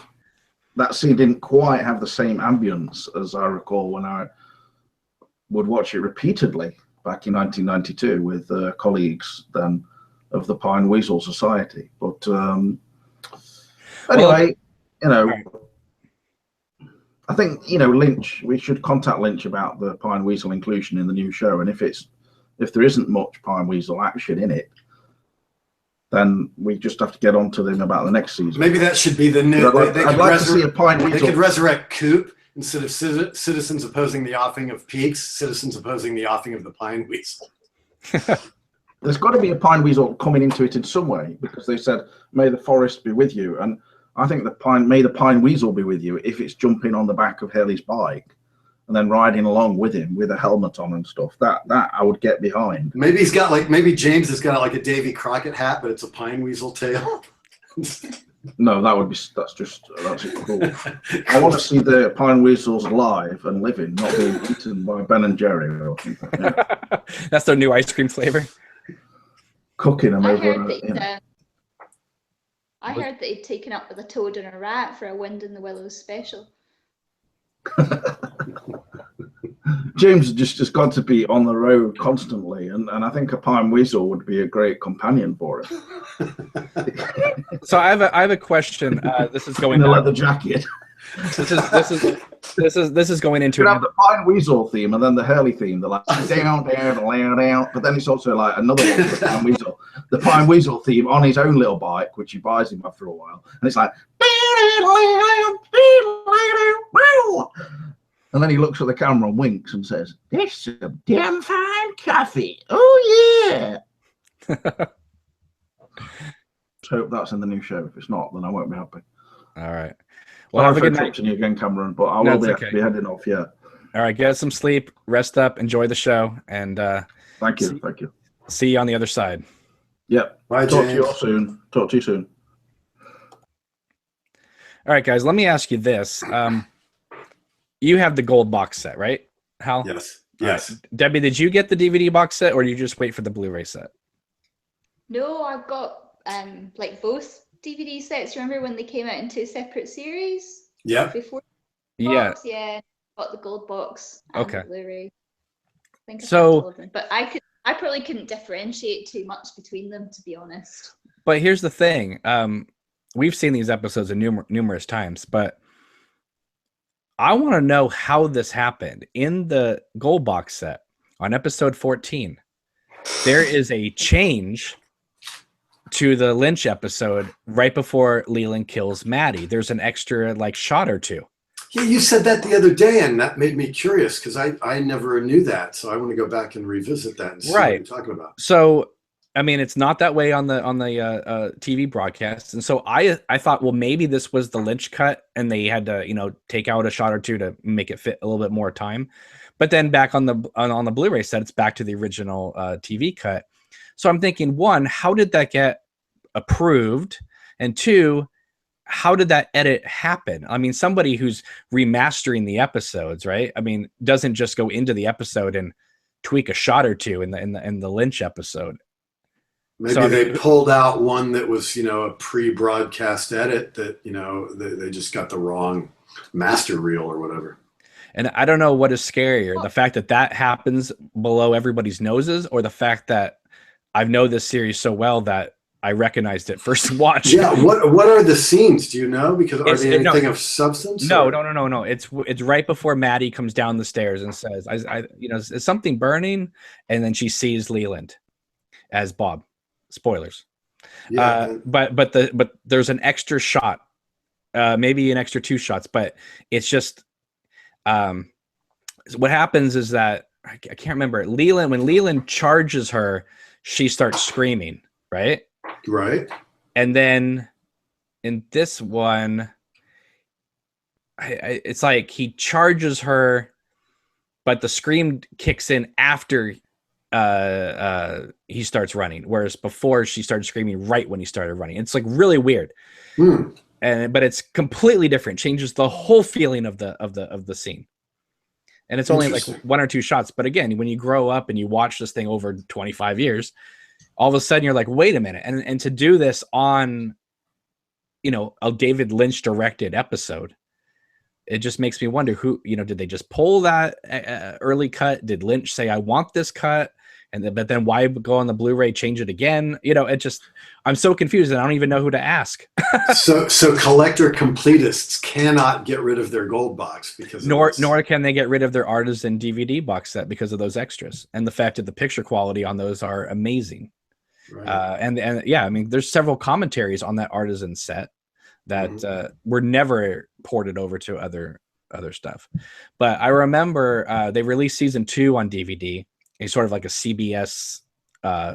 Remember when they just kind of dropped season 2 on DVD?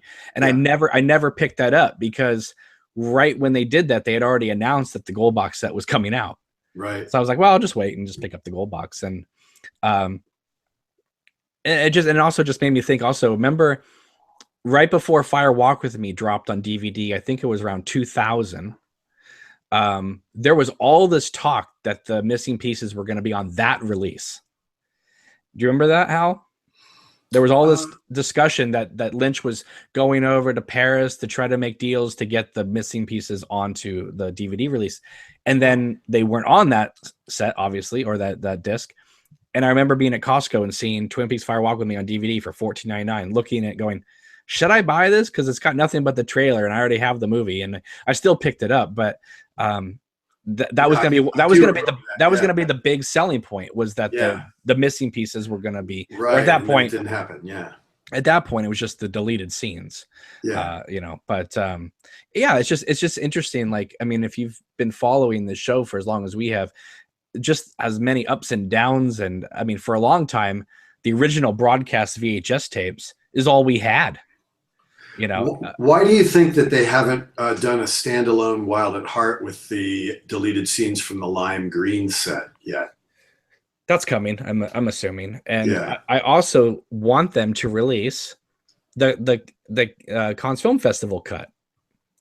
It's the same movie. There's no real difference except one thing, and that is Willem Dafoe when his head gets blown off. Yeah. They obscured it by smoke. But there's some releases out there overseas that that have the Cannes cut on there. But I can't find them anymore. They used to be on YouTube. They used to have that shot on YouTube.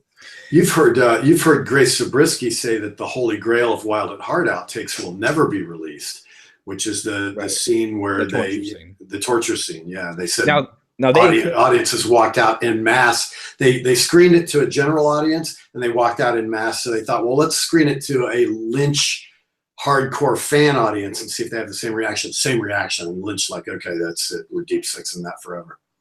Right, and they included some of that in the lime green set, but not the whole thing. Go ahead, Debbie. Right. I was just saying, do you think people would walk out now, though, considering like what's shown in cinemas now? Well, how calloused we are to hyper violence. Yeah, You know, I mean, Wild at Heart, as violent as it is, it's pretty tame compared to some of the things we've seen lately. Mm-hmm. You know, the film is much more suggestive than when you first saw it in 1990. It seemed like it was over the top back then.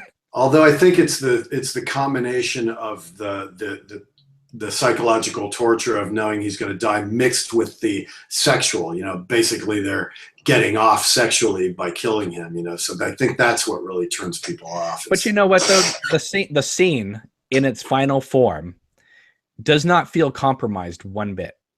It doesn't. You get the same gist. It's just not so maybe it's not so graphic and sustained. And honestly, you know, we didn't need it. We didn't need it because, I mean, they could show this whole orgy thing happen, but the scene is much more powerful having Harry Dean Stanton looking straight into the camera with those puppy dog eyes, and then the bullet goes off. Yeah.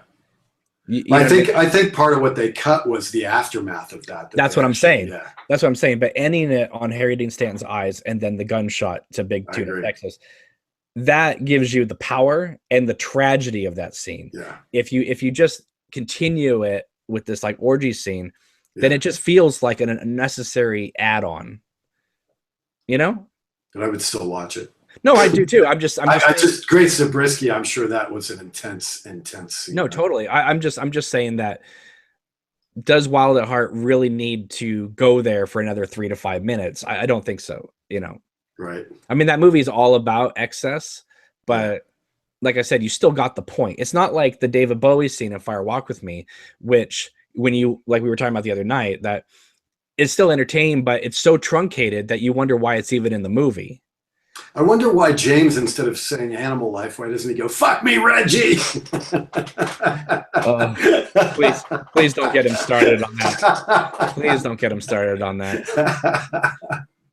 Oh my God. It's the new catchphrase. Oh my God. The new t-shirt. Sorry. Go ahead, Debbie. When did Crash with James Spader come out? 96. After Wild at Heart? Because surely that must be worse.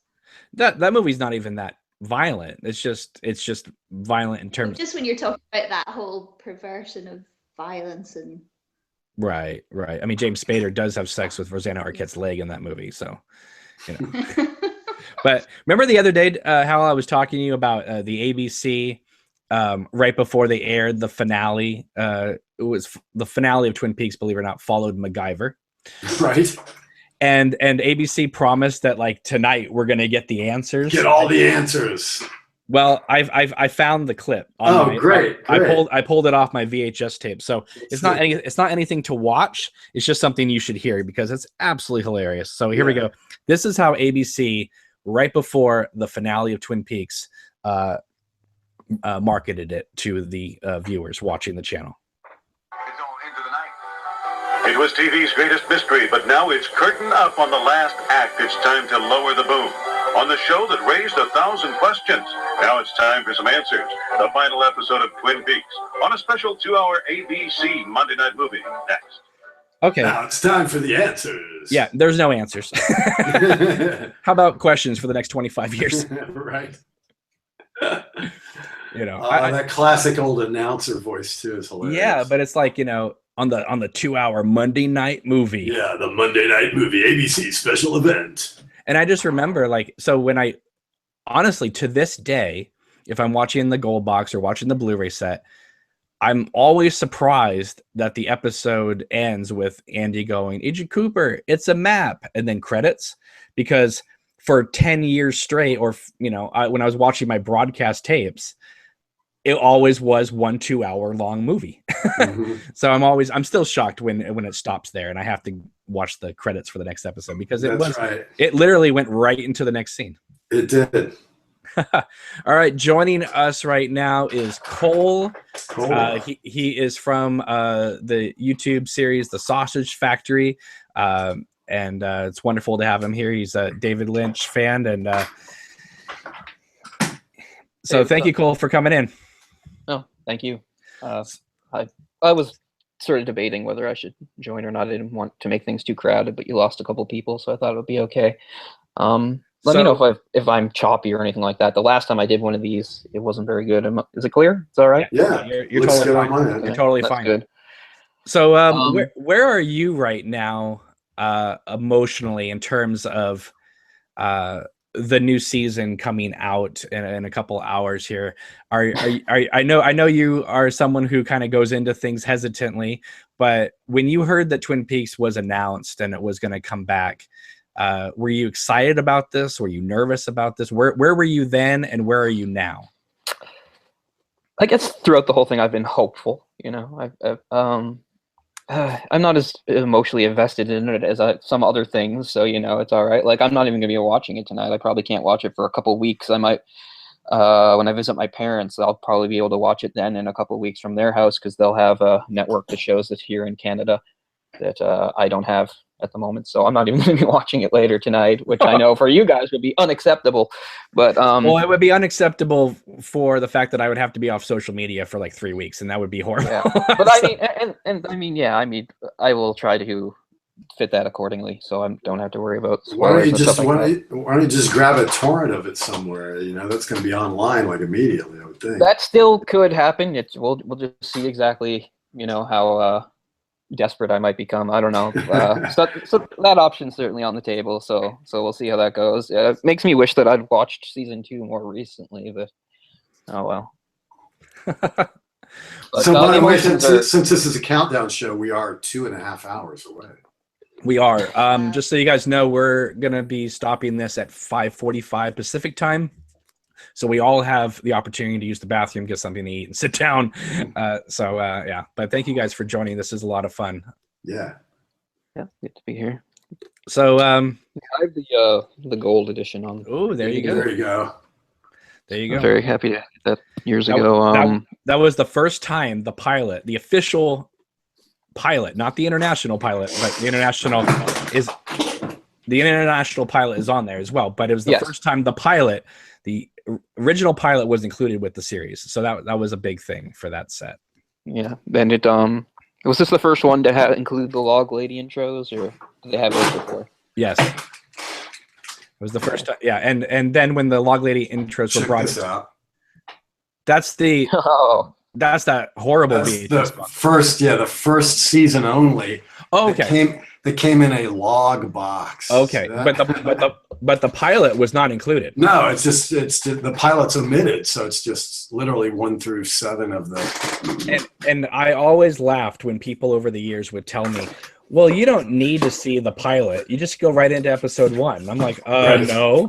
Yeah. And then remember, once you got a copy of the pilot, it always had the European ending on it. So you had to tell people, okay, now when you watch the pilot, then you stop it when Harry and Josie are on the porch. You stop it there, and then go into the first episode of the regular series. It was a whole nightmare to get people into the show if they hadn't seen it on the original airing. Right. Try to refrain from rocking back too much, because the chair is picking up. Let me switch chairs then, because this is very squeaky. Sorry. This is a bit better now. Okay. So Debbie, you were telling me, or you sent me a picture that you bought a candle a while ago, and tonight is the first night you lit it. No, I got it as a Christmas gift in 2015, and obviously we knew the new series was coming then, and I put it away in a drawer for tonight. So it's like, you know, all these people that make Twin Peaks stuff on Etsy or whatever, so it smells like coffee and pine. Pine weasels? Not pine weasels. Start that up no, again. thank God. That wouldn't be a pleasant aroma, would it?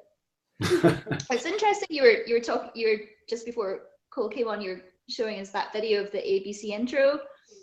Because this will be the first time I'm gonna have to watch Twin Peaks with adverts or anything like that, because for us it was shown on the BBC 2 in the UK, back then, so there was no, you know, big loud announcements, no adverts, breaks, anything. Well, like that. there shouldn't be, because it's a cable. Yeah, it'll be commercial free on Showtime. Yeah. Well, I don't know about. I'm not sure about Sky Atlantic. Oh, that's true. That's true. You're seeing it on a different. But delivery if the episodes are 50 minutes to an hour, then the episodes would be like over that with the commercial break. So you're looking at what, 90-minute episodes then, if you're going. How will they do that worldwide if they because not every delivery method is going to be a commercial free situation, will it? Will they have to put artificial breaks in there and shove commercials in? That'll be sad for other countries, you know. So you guys aren't going to have any ads at all, or do they have big chunks maybe between the episodes? No, they'll have a preview for like an upcoming Showtime show, and then it begins. Right. Okay. I don't know how we just that'll get the go, port of but that. I can guarantee there'll be adverts on Sky Atlantic. Oh, that's sad. That's unfortunate. Yeah. You never know. You never know. They may have made a deal to just, Show it commercial free. yeah. Because maybe Sky Atlantic like just paid up front, for the rights to play it. Because the fact that they're playing it the same night that we're all getting it, that's a big thing that you guys don't have to wait at all. Because usually one of us has to wait. You guys get Sherlock way before we do, and so it's. Plus we're getting episodes 3 and 4 now, and we sat here at this time last week and we didn't know that we were going to get that in the UK. So that's brilliant. Right. So do we have any, the problem is people already know, so I don't want to get people talking in the chat too much about this, but I'm just curious, do you think it's going to start out with, and if you know, please don't say anything in the chat. I'm just asking, do you think we're going to start out with a log lady introduction? I wouldn't be surprised, because like you said, those introductions are obviously important to Lynch, because he made him for Bravo, but then he included him on all the sets, and it makes sense that if she knew she had that terminal illness, and they didn't film anything interacting with other actors, so that would be the obvious way to include her. Right. And also on the Blu-ray set, they were remastered in HD. Yeah. And so it wasn't like it wasn't the old VHS, because the VHS quality was put on the gold box set. Yeah, it's really grainy. It's really grainy. So the fact that they were added in HD, it says to me that obviously Lynch now considers them officially part of the canon of Twin Peaks. Here's more archival material. I got this mailing from Bravo, and upon the first airing on the Bravo channel, and they were Is that your address? I don't know. You Don't just show my address. No, oh well, that's an old address. I don't live there anymore, so. Okay. But yeah, there was a whole promotional thing for the Bravo channel.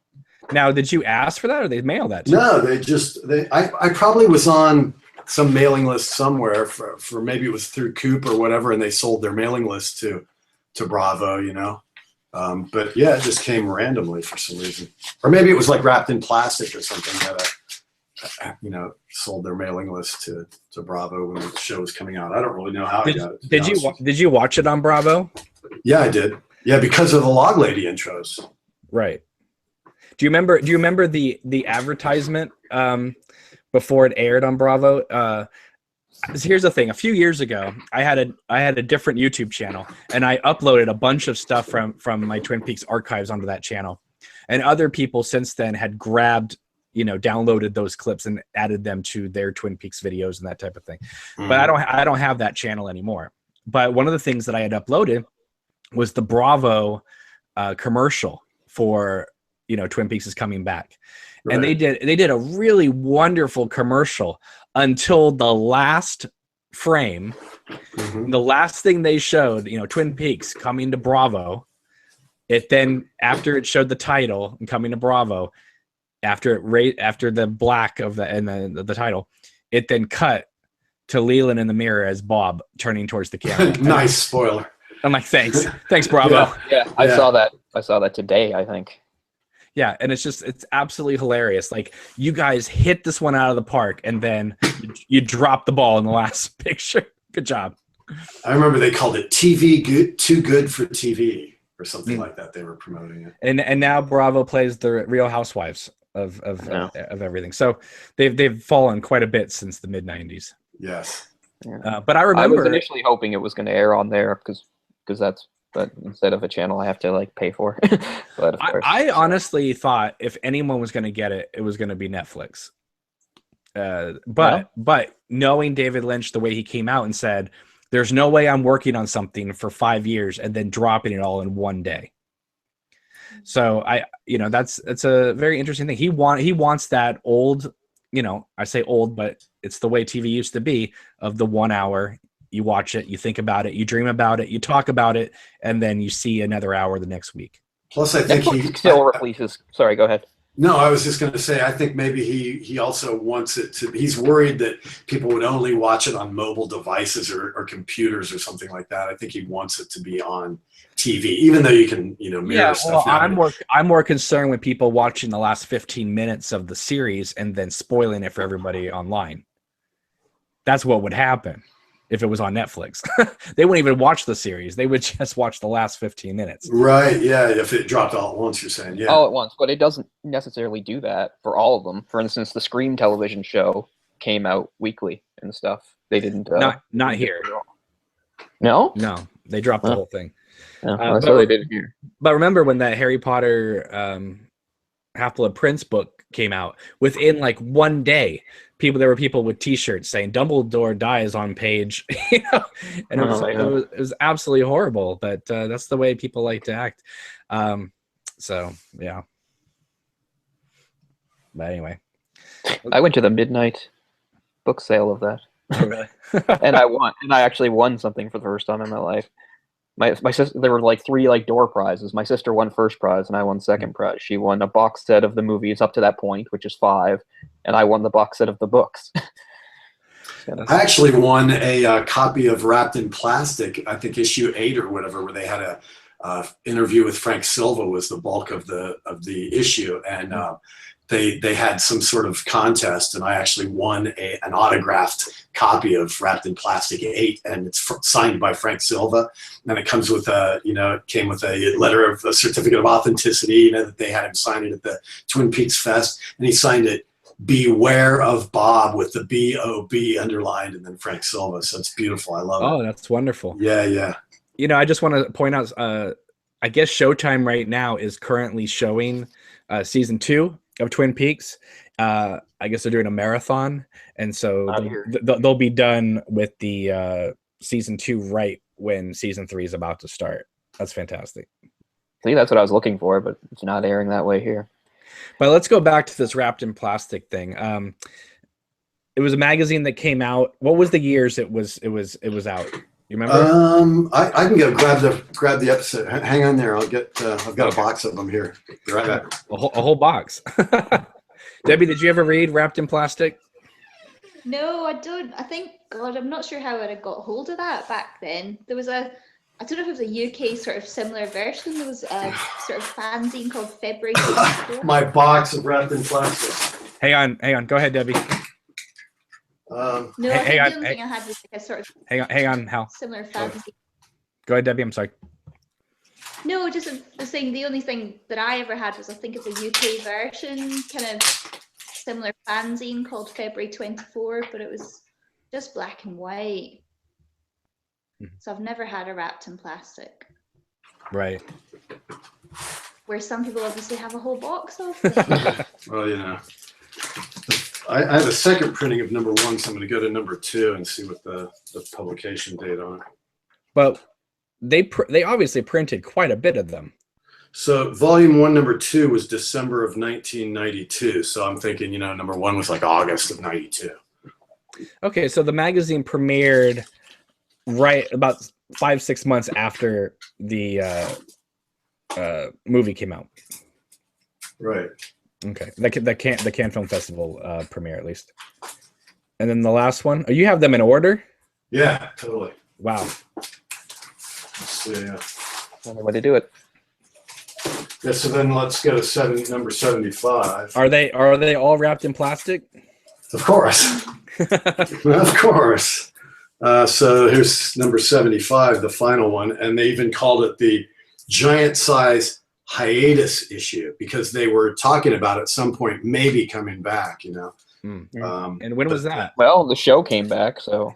And then even on the back, they had a little flyer that says issue 75, the end for now. Of the first volume of Wrapped in Plastic. So let's see when that came out. Let's see. So that was September of 2005. Wow. So what? 13 years. Yeah. And now, of course, it's come back in a different form. So now there's the Blue Rose magazine, and it's the same people involved, correct? It's John Thorne. Craig Miller, the other guy on Wrapped in Plastic, is sadly passed away. So this guy, Scott Ryan, was a fan of Wrapped in Plastic and a huge Twin Peaks fan, and he contacted John Thorne and said, "Hey, let's bring back Wrapped in Plastic." And John Thorne's going, "I'm not going to do that without Craig." And he goes, well, and he was just really persistent. And finally, John Thorne agreed to do it if it was in a different form. So they came up with the Blue Rose magazine. And you can go to bluerosemag.com and buy it if you want to. It's really worth it. It's a good publication. So it's more or less, it's just wrapped in plastic, but just the new incarnation of it. Exactly. What do they talk about in these new issues? Are they still kind of talking about the old series, or are they moving forward, or what? Where does it? It's like, okay, the first issue has a Robert Engels interview, a tribute to Catherine E. Coulson, Log Lady, and Mark Frost's new book. So that's on the cover. Okay. Number 2 is going to be coming out, and Showtime is supportive of it. So they gave everybody that's subscribed to the Blue Rose is getting a Showtime card that's kind of like when you look at it from different angles, it changes. You know those posters with Cooper and Laura? The posters that is happening again that Showtime put out, it'll be those 2 images plus a third image. So when you look at it, the image will change like that. So they're going to include one of those promotional cards in with each issue of number 2. And number 2 is going to be the Secret Diary of Laura Palmer in-depth interview with Jennifer Lynch because of the Audible book. You know, so they're going to kind of dissect that.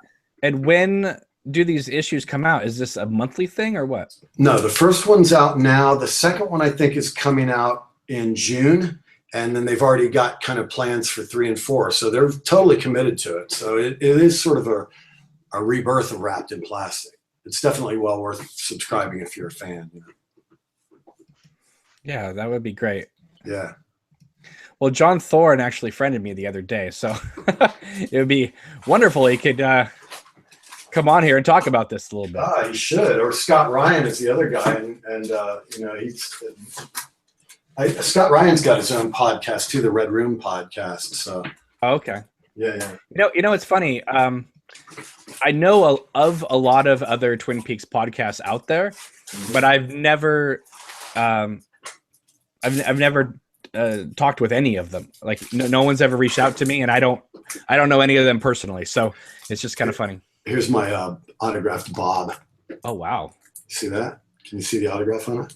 Yeah. Well, just keep talking because then beware of Bob, signed Frank Silva, and it says it's kind of there. And then here's is that Laura's hand? Yeah. Well, it's got the Owl Cave ring on it. So okay, so she's like shielding him off. Yeah, and then on the back it's the letter. Everyone does. It's the letter of authenticity. It says, "Congratulations, you are one of the winners in the Frank Silva contest. Here's your copy of Wrapped in Plastic, autographed by Frank at the Twin Peaks Festival on August 15th, 93. Thanks for your support of Wrapped in Plastic magazine, signed by the late Craig Miller." And then at the bottom, he put a little personal thing to me because I'm into comic books. I had a letter published in Cerebus, and the guys from Wrapped in Plastic also did a Cerebus companion magazine too. So he's like, "I liked your letter in Cerebus number whatever it was," you know. So that was from the box. I figured you have the box handy. Yeah, the comic box, the long boxes, exactly. Yeah, they've got some over there. There you go. So one thing that I was talking about earlier is as to like where you were when the show began and, you know, where you are now in life.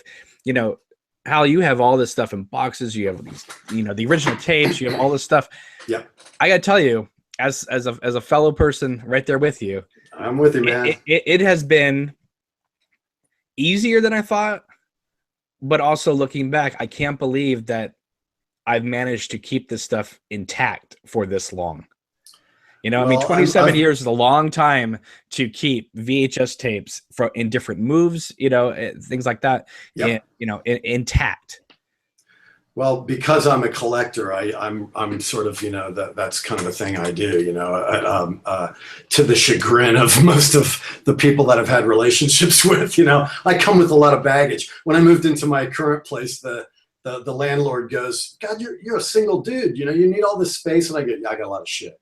So it's like I got one room just for long boxes and books. Oh yeah, I mean, I'm convinced that if I ever move again, I'll have to get a separate moving truck just for like my DVD collection. I can see that in the background. I'm sure that's just a fraction. That's only part of it. And if you notice, most of those shelves are double stacked. Yep. So yeah, I hear you, man. What about you, Debbie? I mean, you have a lot of Twin Peaks stuff. I mean, no, I wouldn't have kept it all. I'm kind of like whenever I've moved around, I've kind of just like got rid of stuff. I think I gave like all the VHS tapes to a charity shop at one point because I'd bought the whole video set, and even like the soundtrack on cassette, the soundtrack on LP, because God, who was listening to vinyl anymore? That's come and back. Then the vinyl revolutions come back. Yeah. I really wish mine. I didn't get mine from back in the day. I got mine a few years ago. Well, I found this the other day. This is something I got from a video shop when Fire Walk With Me came out. It's kind of funny, but this little 3D standee. Nice. Oh, that's nice, camera. Yeah, I mean, trust me, if I wasn't holding it this way, it would be like collapsed. But that's really nice. Yeah, and they have the obviously the family shot and Donna, and then James and Laura, and then the infamous Cooper shot we saw in all the advertising. But yeah, I just got this was just a random thing in a video shop, and I said, "Can I have that?" And they said, "Yeah, no one else wants it. Take it." And I was like, "All right, fine." Well, I used to work at a radio station, and obviously when Fire Walk With Me came out, I was excited, but it didn't have any. The radio station didn't want to promote it, but I did. So I actually called up Lynch Frost Productions and talked to. Her name was Gay Pope. You see her name in the credits on Twin Peaks. She was the publicist for Lynch. And I actually talked to her and I said, "Oh yeah, I work this radio station." And I sent her something on radio station letterhead. And I said, "Oh, we're going to do this huge promotion for Fire Walk With Me. Can we get some promotional items and stuff?" So she sent me like 5 Fire Walk With Me t-shirts and like 10 movie posters and stuff. And I was like, "Thank you." I just took them. It's like I didn't give any away. It's all mine. Yeah, because I would love to have a U.S. poster of Fire Walk With Me framed. Got that. Because the only poster I ever got of it was I don't know if it's a European one or not, but it was up in Northern California. I was in a college town and I went in some random record shop, right? And sometimes they have like posters and stuff. And one of them was the Fire Walk With Me. I think it was European poster. It's the one of Laura, Cooper, and then Bob is on the poster with the red curtains. Right. And I was like, okay, that's not the US poster, but that's cool too. And I took it. And that's the one that I have hanging up in my house. But I always thought the US poster for Fire Walk With Me was one of the most beautiful posters I'd ever seen. And the funny thing is the movie is not that poster at all. but that poster is, obviously it suggests stuff in the movie, but that poster suggests an epic film that we don't necessarily get. But have you ever seen this? The Twin Peaks 1992 calendar? No, open it up. Wow. Or is it not open? No, it's open. It's open. So it's the images. I mean, this was so thrown together. You can tell the images are just like really, just kind of blurry. I mean, they're just kind of, laid out probably to rush it out to the stores and stuff, but it's nothing special. But, at the time it was like, I wanted everything that was released. So it's just stuff like that. But it's an interesting little curio from the time. What else do I have here? This is kind of interesting. This is an early zine called Sparkwood in 21. There's only one issue of it that came out. Have you ever seen this, so Cam? many zines. No, I've never seen that. Where's that from? It's a zine that came out between seasons 1 and 2, and it was a one-shot that I think they wanted to continue, but nobody bought it. But it's just kind of a rare weirdness. Well, okay, I'll you can have that. I'll raise you an industrial symphony. Ooh, on Laserdisc. Wow. And I'll flip it around here and show you the tracks here. And yeah, I love antiquated media formats, don't you? But you know what though? This is honestly, I mean, I don't want to. I wish this wasn't a collector's item. I wish, because this thing needs to be on Blu-ray. Yeah. I mean, listen, it does. Is it? So does Hotel Room. All that stuff. But you know what? We have On the Air on Laserdisc. Oh, nice. And this is, and of course, the back of it. Look at Lynch. Oh god. And I've never seen that. I've only seen the 3 that aired. I've never seen the final 4. yeah, and then this is the inside of it. I mean, it's all in Japanese, but Oh man, that's sweet. yeah, and the Japanese subtitles are on it. So you have to Right. just excuse that. But still, I mean, that's super cool. And I found That this. is.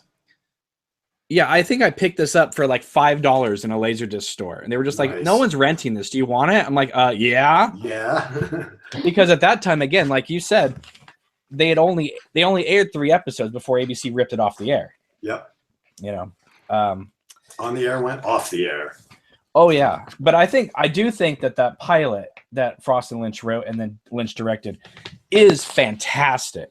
It was really good. I mean, everything they build it up so well, and then when the show goes to shit, basically, they just turn everything on its head, and it works. It's so funny when It does. Ian Buchanan goes flying through the window, and the dog Yep. comes flying back in. And when I interviewed Ian Buchanan, he told me to this day that was the funniest thing he's ever put on camera. Just that whole thing of Lester Guy and all that. That was Now- funny, man. Now this isn't David Lynch, but for completists out there, it would be very hard not to have the Laserdisc to Boxing Helena There you autographed go. by By Jennifer Jen Lynch. Lynch. Nice. Yeah, the limited edition. Yeah. And what's fascinating about this is it comes with the director's cut of the film, which for those of you who don't know, the only thing real difference about the director's cut is they took out the narration at the end. So it's much more ambiguous. There is a video conversation with Jennifer Lynch and her producer, Carl Mazzacone, which cracks me up because it's like an hour-long discussion. And Carl says, any other director would have turned this into like a Texas Chainsaw Massacre kind of film. But Jennifer Lynch, went the artistic route and, made this beautiful film.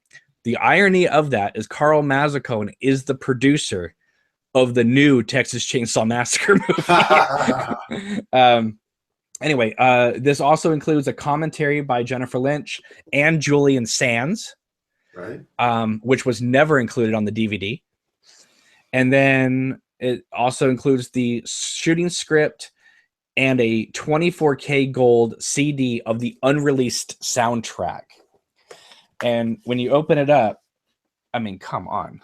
Nice. Wow. And she wrote, "You are incredible." If you ever meet Jennifer Lynch and you have her autograph your diary, one thing that she always does, which just cracks me up, and I didn't know this until after I met her, is that the long list of names that Laura has slept with, she goes onto that page and adds your initials to that. Nice. That's beautiful. And she doesn't care if you're a man or a Nice woman. touch. Laura sleeps with everybody. we should interject here now, Cam. We are exactly 2 hours away. Yes. And I also want to add that right now, currently, we have the largest live watching audience that this podcast has ever had. We're up to 120 viewers right now live. Excellent. Okay, I'll just take partial credit for that, I guess. Just Well, it's a team effort. Yes, we did get the cool boost when you came It's on. all you, Cole. It's all you, man. It's those I know it's the red headphones. That's how I'm usually identified. Although I did meet James once, and he gave me some sort of endearing nickname, but I don't remember it now. But Old King Cole, maybe. I don't know. I can't remember. He was a merry old soul. Well, That's probably too simple for him. What's interesting is that, remember in 2000, David Lynch had his website, and he was selling the Racerhead and the short films by David Lynch sets. And the Racerhead Criterion disc has a lot of those short films, but not all of them. You can't get the Cowboy and the Frenchman on it and stuff like that. So again, like anything, you have to keep everything. So here's that Jen Lynch, since you were just talking boxing Helena. Yeah. Nice shot of Jen there promoting it. Well, you saw the picture I posted up yesterday of her, right? I mean, yeah, she looks absolutely stunning in that picture. And that was like an Entertainment Weekly, just random picture, but it was absolutely beautiful. Check this out. Here's another Coop archival thing. Tell this man you are with Coop and you want Twin Peaks back next season. Mr. Robert Bob Iger from ABC. And the irony is that Bob Iger is the one who now runs Disney, who got Marvel, who got Lucasfilm, as part of Disney. So Bob Iger, running ABC back then, is now the man that everyone talks about today as being the guy who's turned Disney into $1 billion empire with every film they release now.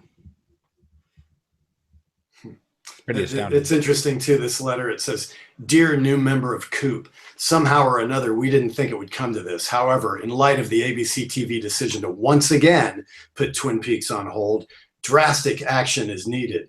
Your support of our efforts is truly appreciated. In light of the on-again, off-again home Twin Peaks has found at ABC TV, it does not seem likely the network will renew for next season. After much discussion with reporters, Coop's local leaders, members, and most important officials at Lynch Frost Productions, we can only do one thing: wait. Until ABC TV makes their rather obvious opinion official, we can only continue to lobby ABC and hope for the change of heart. What we can do beyond this is prepare for the contingency. We must organize for Twin Peaks' next option. Our show will not die and be wrapped in plastic if finally rejected by ABC TV. There are other options, most notably other networks and first-run syndication. We've been strongly assured by Lynch Frost that the show will go on.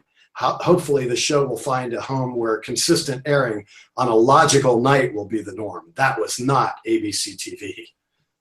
Oh, that's very passionate. Yeah. I just want to forget say about their efforts, man. They were really. Yeah. They had like 10,000 members at one point. Yeah, and it still went off the air. Right. Yeah. Go ahead, Debbie. I'm going to take this opportunity to drop out for a bit, maybe drop back in, because I need to get myself some more caffeine. All right, well, come back. Coffee. Yeah. For once, I'm not the person in the room where it's the latest, although usually I am, or I was, now I am. Just want to throw out, just got a message from John Thorne saying he really wants to come on today, but obviously he's really busy because it's short notice and all that, but he promises to come back another time and discuss things with us, so that'll be great. Excellent. Good deal. Yeah. So, all right, what else you got in that collection? Because I'm about to pull out other stuff too. Yeah, this is fun. You've got me going through the archives. There's the original David Lynch Time magazine. That's a classic, Let's see, I didn't keep it like that. I actually cut it up and put it in the. This, do you ever remember this magazine, Video Watchdog? Oh yeah. Yeah. So that was the Twin Peaks special there, where they kind of did an episode by episode guide. And then this is a great issue. It dissects Fire Walk with Me, which is really cool. Right. Well, it's really interesting to look at the way Fire Walk with Me was reviewed by critics, analyzed, a year or two later, and then all of that stopped, whether it be positive or negative, it all stopped, and now the new stuff is being written about it, the retrospective stuff.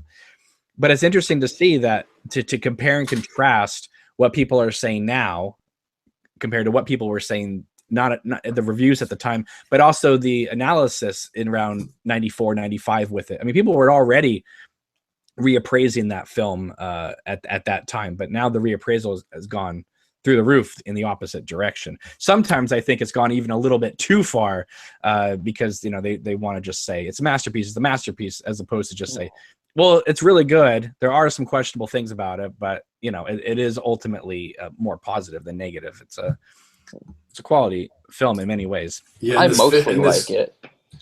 In this video, Watchdog, they said they quote Vincent Canby from the New York Times, who made this critical quip that he remarked that it wasn't the worst movie ever made, but it only seems like it. Right. Well, that wasn't my favorite that I read yesterday. My favorite was People magazine saying it was a nauseating bucket of slop. Nice. That was fantastic. I mean, listen, tell us what you really think. may not like Fire Walk with Me, but it is certainly not that. Definitely. I mean, I like a lot of things about it. I like Chris Isaac. He's pretty cool. I mostly like it. A nauseating bucket of slop. But I mean, like that's something you reserve for something you truly hate. So maybe. I mean, when I first saw the movie, it was before I had like hard opinions on the show itself. I was still in a transitive state at the time. I was a fan of the show, but I wasn't the fan that I would become. There are plenty of things I liked more and stuff. So when I saw the movie, I didn't see it in a way that like a diehard fan would have seen it at the time. I just sort of thought, oh, okay, this is their kind of epilogue prequel thing because this is what they had to do. And so I don't know. So I've never been able to feel too strongly one way or another about it. Just I guess because of when I first saw it. I remember in relation to when I first saw the show. I mean, you guys, no offense, are quite a bit older than me, and I was a little kid when the show came out, and I didn't discover the show until I was like about 19 years old. I remember Lynch on the Jay Leno show saying that Jay Leno asked him if it was okay to see the movie prior to seeing the series. What if you watched it in reverse order? And he said, you'll just see the series from a different perspective. It's okay. In his opinion, it was okay to do that. You would just then see the series itself from a different perspective because you'd have that knowledge. And he said that Fire Walk with Me was a jazz version of the series. Well, James Marshall told me that That does sound about right. Yeah. He told me that he felt the movie was very different from the show only because he felt like it was a series of vignettes that were kind of put together as opposed to a full story. He felt like there's the scene of Bobby and Laura getting the drugs, then there's the pink room scene, then there's the Laura James date at the end. Like they're almost like mini set pieces that are strung together. Because I remember even seeing it in the theater thinking that like, oh, we're at this point of the movie, oh, but we still have this set piece, and this set piece to get to. And so you just kind of like move from different set pieces as opposed to there isn't a lot of downtime in that movie. It's just kind of like this happens and then this whole section happens and this section happens, While we're on Fire Walk with Me, I'll show you one last cover here of a cool magazine, American Cinematography. Oh, I remember that one. That's a good one, yeah. Yeah, it's beautiful. And they really dissect all the technical aspects. I remember seeing that picture when they were advertising the film and thinking, when did Laura curl her hair in the Black Lodge? Yeah. Right. She had time in her hands. She had plenty of time in her hands. Yeah, that's for sure. Maybe her doppelganger was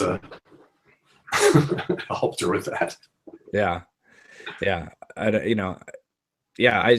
remember seeing that movie and all my friends. I was so upset because it came out August 28th, and I was in Northern California, and they weren't playing it where I was, so I had to wait until I got home. And that was back in the day when movies actually played for more than a week, So I got home like a week later, and so obviously the movie was dead. Nobody was going to see it, and yet the movie theater was still going to play it for 2 more weeks after that. I remember all my friends saying, because they all went the first night, and they said it's good, but it just doesn't feel like Twin Peaks, and not so much because of the fact that it's the show versus the movie, but that they filmed the movie at a time when it doesn't even look like the same town because of the season change, So they were just like, yeah, it just feels like a different. Did they not film it in the same area? And I was like, no, they did. And I agree. When you see the film, it does kind of feel like a different town just because they don't focus on a lot of the locations that we saw in the show. So it does feel like something different at times. What are you looking for now, Hal? I was looking for, just because I've got this Wrapped in Plastic box out, there was one issue of Wrapped in Plastic where Lynch himself actually designed the cover. It was the Eraserhead tribute issue. So this is what he chose for the imagery on that issue to spotlight the Eraserhead. Oh, wow. Actually designed by Lynch. Nothing that unusual, but the picture of Jack Nance, you know, he kind of handpicked. So that was cool. Looks good.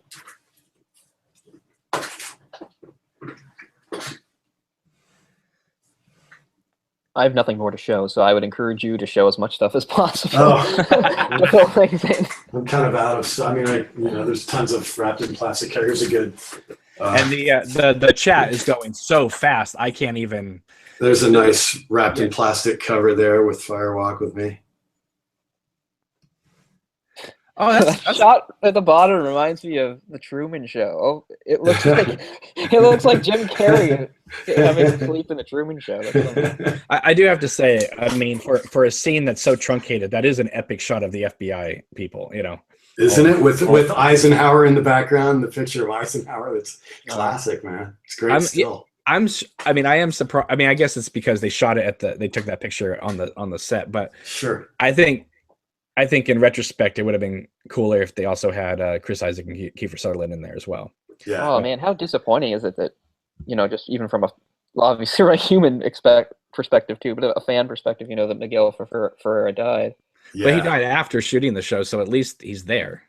Yeah. Yeah. There's going to be a lot of. But I just feel like, you know, he was such a core part of it. It sucks that he's not around for, you know, when it's coming back and stuff like that. Yeah. Yeah. I mean, it'll be weird because at least he was involved. You're going to be celebrating, you know, seeing Catherine Coulson and you know, Miguel Ferrer and stuff, but then you got to go, oh, it's bittersweet because it's their last performance, you know. Right. Well, and also, I mean, we're going to see Warren Frost. Right. We're going to see Catherine Coulson. Yeah. So here's a question for you. How do you think, because you know what's going to happen, and I hope it's done with not just a picture hanging on a wall or something, but how is Lynch gonna pay tribute to Jack Nance in this new series? Yeah, because it's not enough to just go, yeah, Pete blew up in the bank, you know. Yeah, there might be a memorial bench or something outside, or in memory of Pete Martell. Yeah, or somebody may just maybe they'll have a scene where he's being remembered by characters or something, you know. And maybe they'll do some, you know, photographs. They'll be looking at the scrapbook or something, you know. Right. Yeah, I mean, it's going to be interesting. You know, I just love the fact that, again, we're an hour and 45 minutes from this beginning, and I don't know Jack SHIT about most of it. You know what I mean? I don't even, and the stuff I do know is so fragmented, or things that they've released to us, like a cast list, right? Right. So they released this cast list. They released these little like mini teasers. They've never shown us officially Cheryl Lee, Sherilyn Fenn. You know, there's so many cast members that we know shot stuff, and yet they haven't. You know, they highlight Audrey and James in the Entertainment Weekly stuff, but they don't highlight them in the teasers. Do you think it's unusual that Sherilyn Fenn didn't show up at the LA premiere? No, not at all, because she tweeted out she was in the hospital. Oh, okay. I wondered what the explanation was. And she said, you know, that's the only reason I wasn't there, because I guess word got around really fast that she wasn't there. But then again, when we were talking on Friday, there was, well, you know, she could have just not been seen. She could have gone in the back door or something, because there were other people that were there in attendance that did not go down the red carpet. So, did you see any of the official stills of the cast in front of the sign and stuff? They had all the obvious ones, and then they had, you know, the scary lady from the promo. She was there making this horrible stance. You know, it's like, oh man, her character's gonna be bizarre. Did you get to see that Mashable article? I didn't. No, I wrote it down to check out, but I haven't seen it. So they have pictures of the after party, right? And one of them, I mean, it was amazing. They had, and this is why this is what gives me a lot of hope too. They had two wings in the after party, the White Lodge and the Black Lodge. Nice. Right. Oh, cool. So the fact that that is even brought up as as the after party says to me, okay, we're not going to forget about that whole thing. Yeah. You know, I mean, it's one thing if they bring in the waiting room and the Black Lodge, but they're still going to be dealing with the White Lodge, apparently, White Lodge. if they're bringing it up. So that gives me a lot of hope. And, you know, one thing that I just want to bring up is, you know, we talk a lot about Cooper and doppelgangers and Black Lodge, White Lodge, and Bob and all this stuff, and Firewalk with me in the series. But the reason why we even talk about any of this stuff or any of this mythology is because we love all the characters. Yes. And if it wasn't for the humanity that the writers, the filmmakers, and the actors brought to this series, we wouldn't even be invested at all in this. Right. I mean, there's so many shows that have heavy mythology, but no solid characters, and nobody cares. Mm-hmm. You know, and here's a show that doesn't even begin with a mythology. It begins with a murder, and the mythology is revealed to us as we go on. So we're kind of tricked into a mythology. Yeah, I mean, that's the proper way to do it, though. I mean, for anything, is you introduce these things slowly, whether you're doing a mythology or your world building. You just have to do it really gradually and slowly. And all the fiction I can think of that, you know, that has the best stuff, that's how they do it. They don't just throw it all in your face right away. Right. Even in like massive things like the Song of Ice and Fire books and stuff like that. Like, it's kind of a weird comparison, I know, because that's like high fantasy and stuff. But I just mean, like in the first book, the Game of Thrones book, they only give you a map that shows you so much, and they deliberately don't give you maps of other areas because they want you to sort of imagine it as far off. And you know, it keeps you from going all over the place. It keeps you focused where you're supposed to be, but as it grows, you know, you grow with it instead of it all being introduced to you at once. And I think it's sort of the same thing here. They could have, very early on, done some more outright stuff to let us know, but they made it gradual, which, you know, is good storytelling anyway. But it also keeps you from being overwhelmed by you know, external stuff. And like you said, it lets you focus on the characters and learn about the characters, and then they just sort of weave together. And it's a complicated thing to do. Right. I mean, can you imagine if they brought up the White and Black Lodge in season 1? Right. It'd be too much. And also wouldn't fit at all. You have to unspool it, you know, slowly. But also what you were saying about the actors bringing the humanity to those characters makes the more phantasmagorical aspects, you know, work. But it's like with Lost, if those actors, I mean, they had to do some crazy shit in Lost, let's face it. You know, they had to seem things that were so convoluted and hard to believe, you know, believable and stuff. And it's only because of their talent that, you know, lesser actors would not have been able to pull off some of that stuff, you know. Same with Twin Peaks. Oh, yeah, I know. When you think of, like, just some of the lines Cooper has, you know, it took a special sort of quality to deliver some of those lines and not have it just be cringe-worthy or, you know, silly and stuff like that. Indeed. Although I have to say, like, one of the things about the characters getting older, like, worrying about, like, this age, you know, this time jump and age gap and stuff like that. It's like one of the most endearing things about Cooper to me was, you know, that he was sort of wide-eyed and enthusiastic about stuff because it was all sort of new to him. But I don't know if he can really be that kind of character now, you know. Well, Kyle has said, he goes, you know, it won't be the same Cooper because we are all 25 years on, so but that's not the same Cooper. That's not the only reason. Well, because the fact that Bob is in him, you know, that might be you know, and you know, I mean, and Bob was in Leland for 40 years. Mm-hmm. So when people say, well, Cooper wouldn't still be possessed by Bob 25 years later, yeah, he could be. Yeah. And it's not even he's possessed.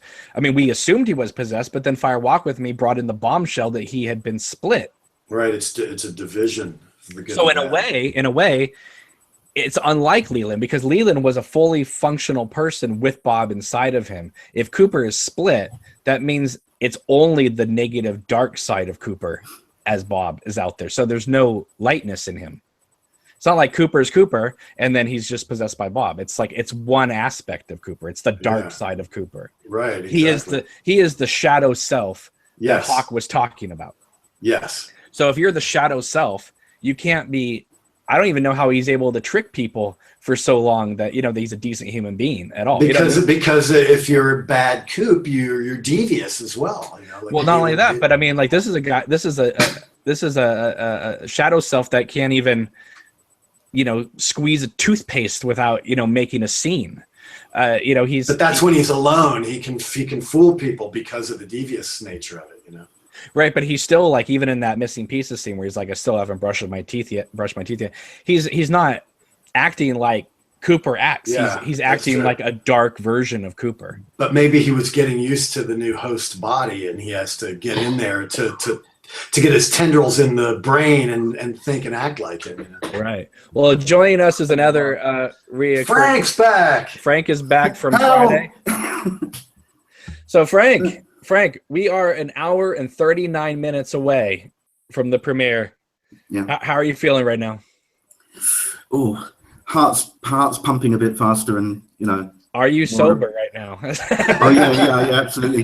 The only stimulus that's gone in my body for the last few hours is coffee, and lots of it. That's all I've been drinking. Is caffeine. I know a lot of people in your part of the world that are taking naps right now. Yeah, there are quite a few. Yeah, I've seen a few posts on Facebook saying that they're going to have a little alarm call to wake them up at 2 o'clock in the morning. Oh, tonight's going to be the night. It doesn't go off. It's going to be crazy because 4 hours over here, it's going to be like from 2 till 6. I mean, that's going to kill anyone. Okay, so let me throw this out to you. This isn't for the UK people here, but what's the probability of Showtime's app breaking down, crashing? Yeah, I think it will. I think it will big time. Yeah, I think it will. Yeah, because so many people are getting the Showtime Anytime app. There's a very good possibility. It's like when HBO shuts down for Game of Thrones. Yeah. I think it's just gonna overload and implode on itself. I think. That's why I might be an old guy, but I'm not relying on that, man. I'm hardwired into my TV. Well, I don't think Showtime will ever see as much traffic as they are in about no way. An hour and a half right now. Yeah, it's gonna be madness all around. Oh, it's gonna be crazy. Yeah. Crazy online. In every aspect. And I'm gonna say this: while you watch the show, just stay off Twitter. Just stay off Twitter. I don't want to see the tweets coming in while people are watching the show. Do it like you would be in a movie theater. Turn your friggin' phone off.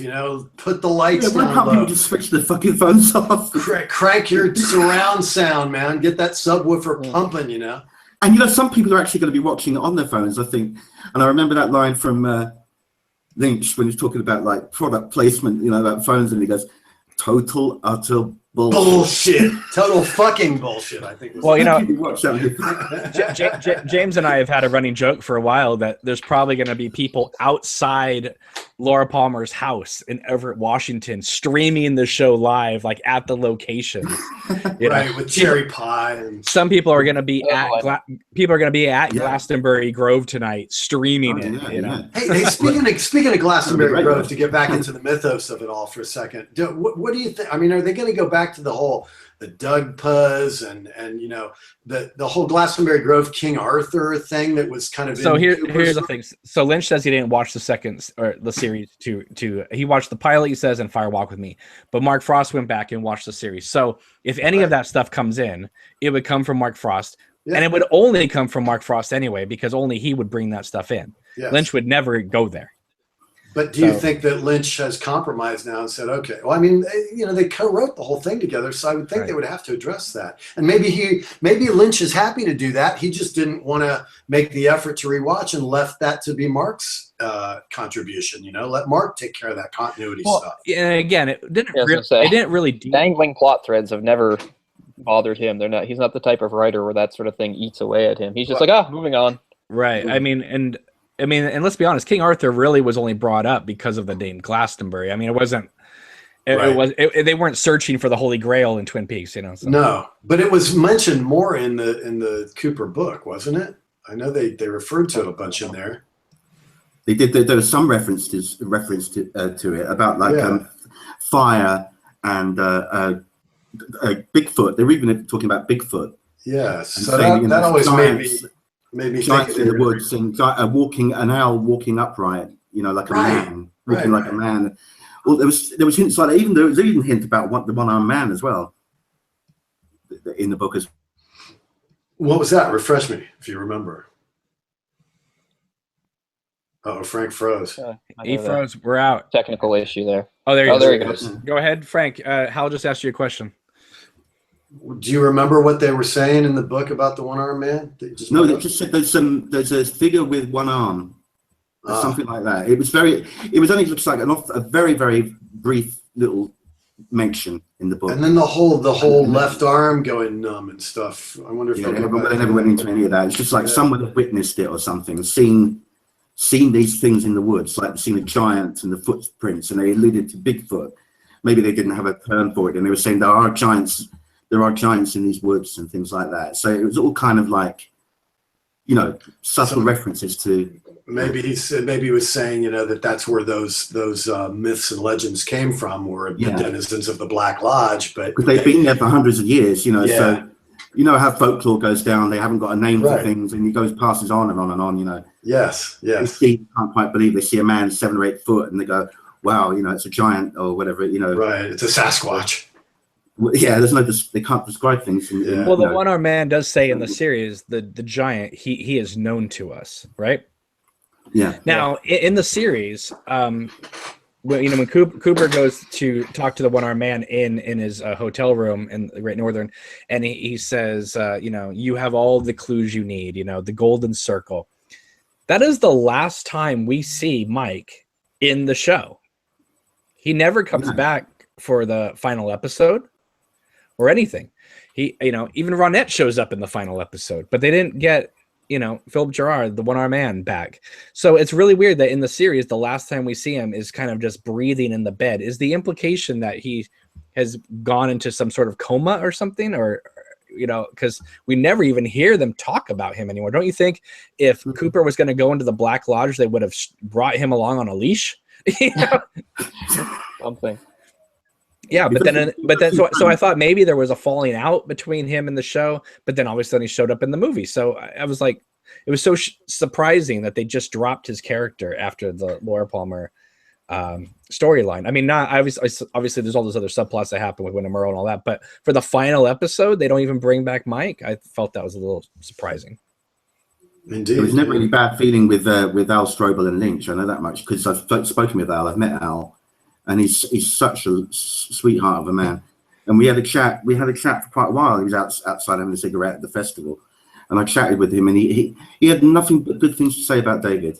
And in fact, he went into retirement not long after Fire Walk with Me from acting and never did any more acting roles. And he said the only thing he would ever come back for is to work with David. And he is. Beautiful. And I think that's testament to how much he loves David. He wouldn't work for anyone else. Well, we were talking about the other night that it was like a nationwide search to get Everett McGill. Yeah. And he's came out of retirement as well. Yeah.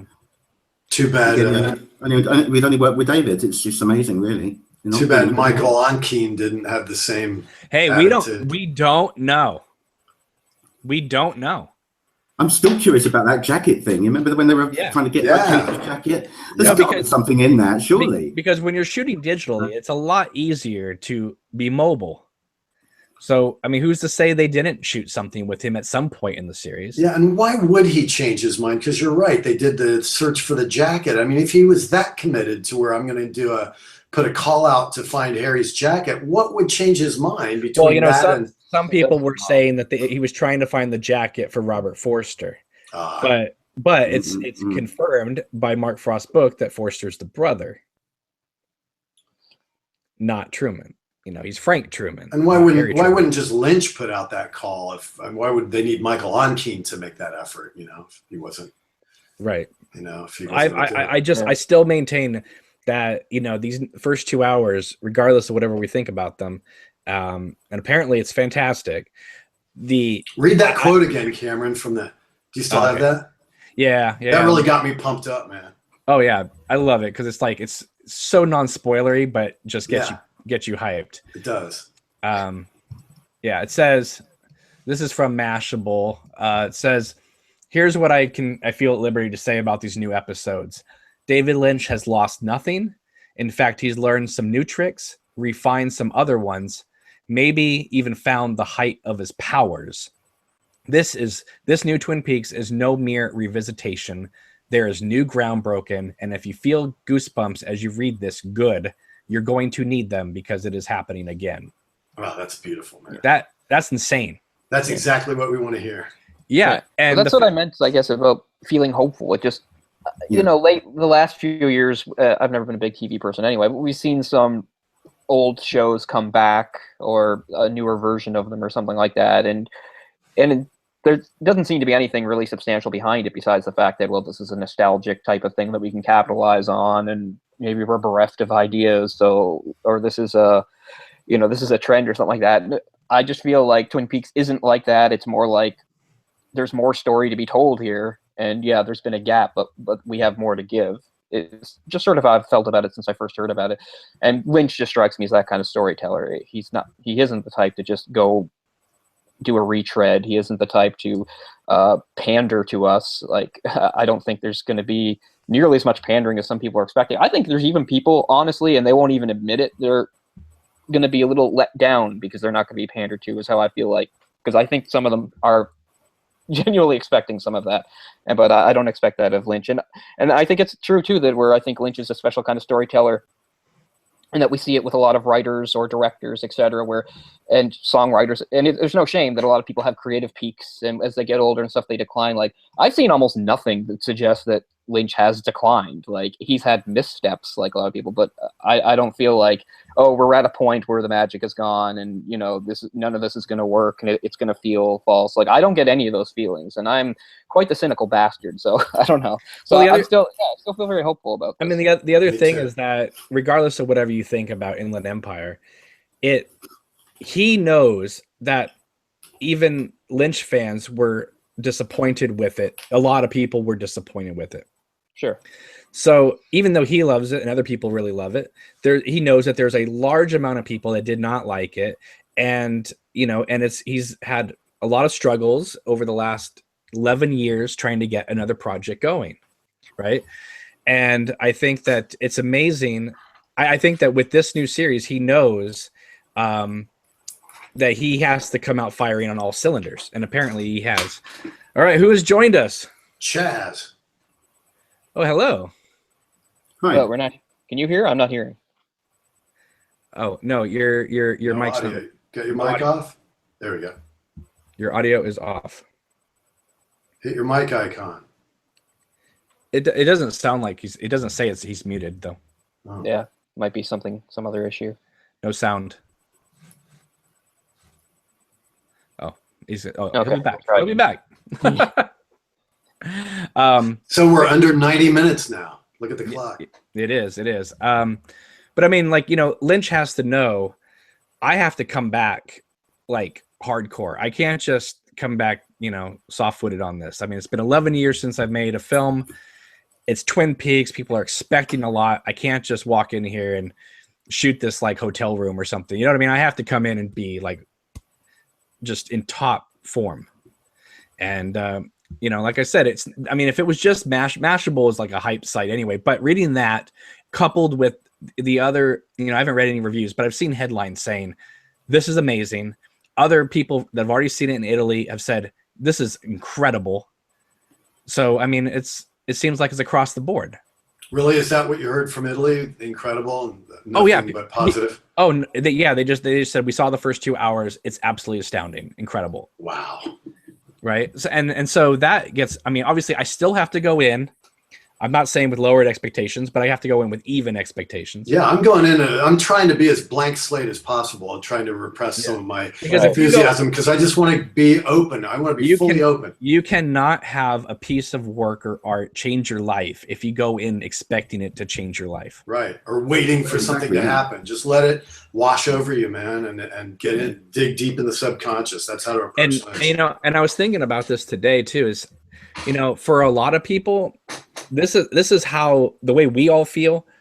This is how they feel about when Star Wars was coming back, Right. And this I've always thought that Twin Peaks was like my Star Wars. The way other people, I've always, I like Star Wars a lot, but that is my theory is that, Twin Peaks came to me the way Star Wars comes to other people. And then when Cooper started, when Wyndham Earle's plot came in and Cooper was like, Wyndham Earle has been in this room. I still feel his presence. I remember thinking at the time going, oh, this is very Star Wars-esque. And, the way the way Wyndham Earle controlled Leo like Darth Vader and he was the Emperor and stuff like that. I always thought that was great. And then when Mark Frost started tweeting, "May the Force be with you," I was just like, wow, that's fantastic. So let's see if Chaz is... You hear me? Yeah, just turn it down a little bit. Gotcha. Any good? It's still a little loud. Any good? That's a little better. Better. I'll go a little more. First time doing it, Cameron. Well, welcome to the countdown here. We are 1 hour and 25 minutes away. Yeah, fired up. Yeah, I saw that online. So I have to just ask, what did you think when for people who don't know, would you like to introduce yourself since you've never been on here before? Oh, sure. Yeah. Hey, and by the way, thanks for having me on, man. Sorry it's been a while that I even decided to do it. But yeah, I'm Chaz, and there you go. Okay. All right. Well, believe me, he's a cool guy, and he does a lot of stuff in the arts and entertainment world. So anyway, so where were you when you found out that Twin Peaks was coming back? Were you like, holy shit, it's coming back? Or were you like other people that I've talked to saying, I'll believe it the moment it starts on my television set? Exactly. When I started hearing the rumblings, of course, initially I was like, holy shit. But then I just said, nah, I'm such a skeptic with this kind of thing, especially Lynch being my favorite director. I was just like, we'll see if it happens. Matter of fact, I was like, Lynch better hurry up because he don't have that much longer to go. The guy literally smokes like 3 packs a day. Yeah, you're telling me. That was my biggest fear, is like when they announced it and the production's going to be a year long and then the editing's going to be another year. I'm like, is he going to make it? He's got to put down those smokes until it's finished, man.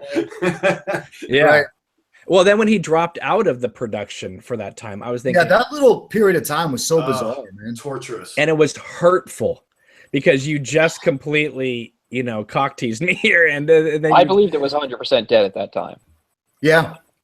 Well, I think it was. I think it was going to go on, but without him, and that's what I think Showtime still would have done it. The Kyle was already under contract. I think they still. Well, that's when they did those Twin Peaks actresses. Yes. For David Lynch, they did that whole video.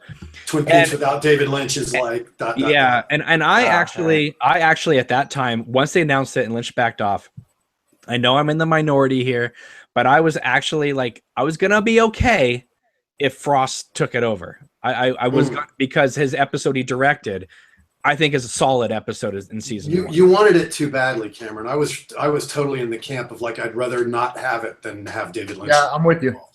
And now David Nevins has come out and said, without going into the specific details, there really wasn't that much that we had to negotiate. He goes, I basically went over to his house, brought some pastries. Everything goes better with pastries with Lynch, and we sorted it out pretty. But it was quickly. so public. That worked though. That worked. Got it done, man. Got it done. Well, I'm not saying I wanted Frost to do it. I'm just saying I was gonna be okay if that happened, which I know wasn't going to happen, but I just was like, okay, I didn't want it to not happen. If it was just being discussed, like it's a possibility and it didn't happen, that's one thing, but it was confirmed and then Lynch pulled out. I was like, no, don't do that to me. I honestly would have rather have it as it stands now, because there is sort of an ending to it. If you look at just what we've got now, it's complete with Fire Walk with Me and on all that stuff. Yeah, there's dangling things, but it's sort of completed. I would have been happy to let that stand rather than not have David Lynch. Yeah, and I've been watching, and if you guys want someone who will defend Fire Walk with Me and Inland Empire to the end, I'm your guy right here. Right. I'm going to go back and revisit Inland Empire. I was talking to a friend of mine today, and I told her I did this podcast Friday and talked about I'm not really into Inland Empire, and I've only seen it in the theater, the original airing, and it's like, she's going, I love Inland Empire. What's wrong with you? And I'm like, okay, now I have to rewatch it. Dude, I watched it 6 times. Wow. When it came out, like within the span of a week. And I had like a different emotional experience every time. Like it blew my mind. Yeah. I told everyone on Friday about my experience seeing Inland Empire. I was in a crowded theater. There was not a seat empty, and you could just hear a pin drop. And then at the end of the movie, it like faded out, and it did one of those fade outs, fade in things. And I remember just out of nowhere, out of my mouth, I said, "Oh my God, it's still going on." This is like 3 hours into it, because I just was like, "How is this? How could this thing possibly end?" Because it could have ended anywhere, in my opinion.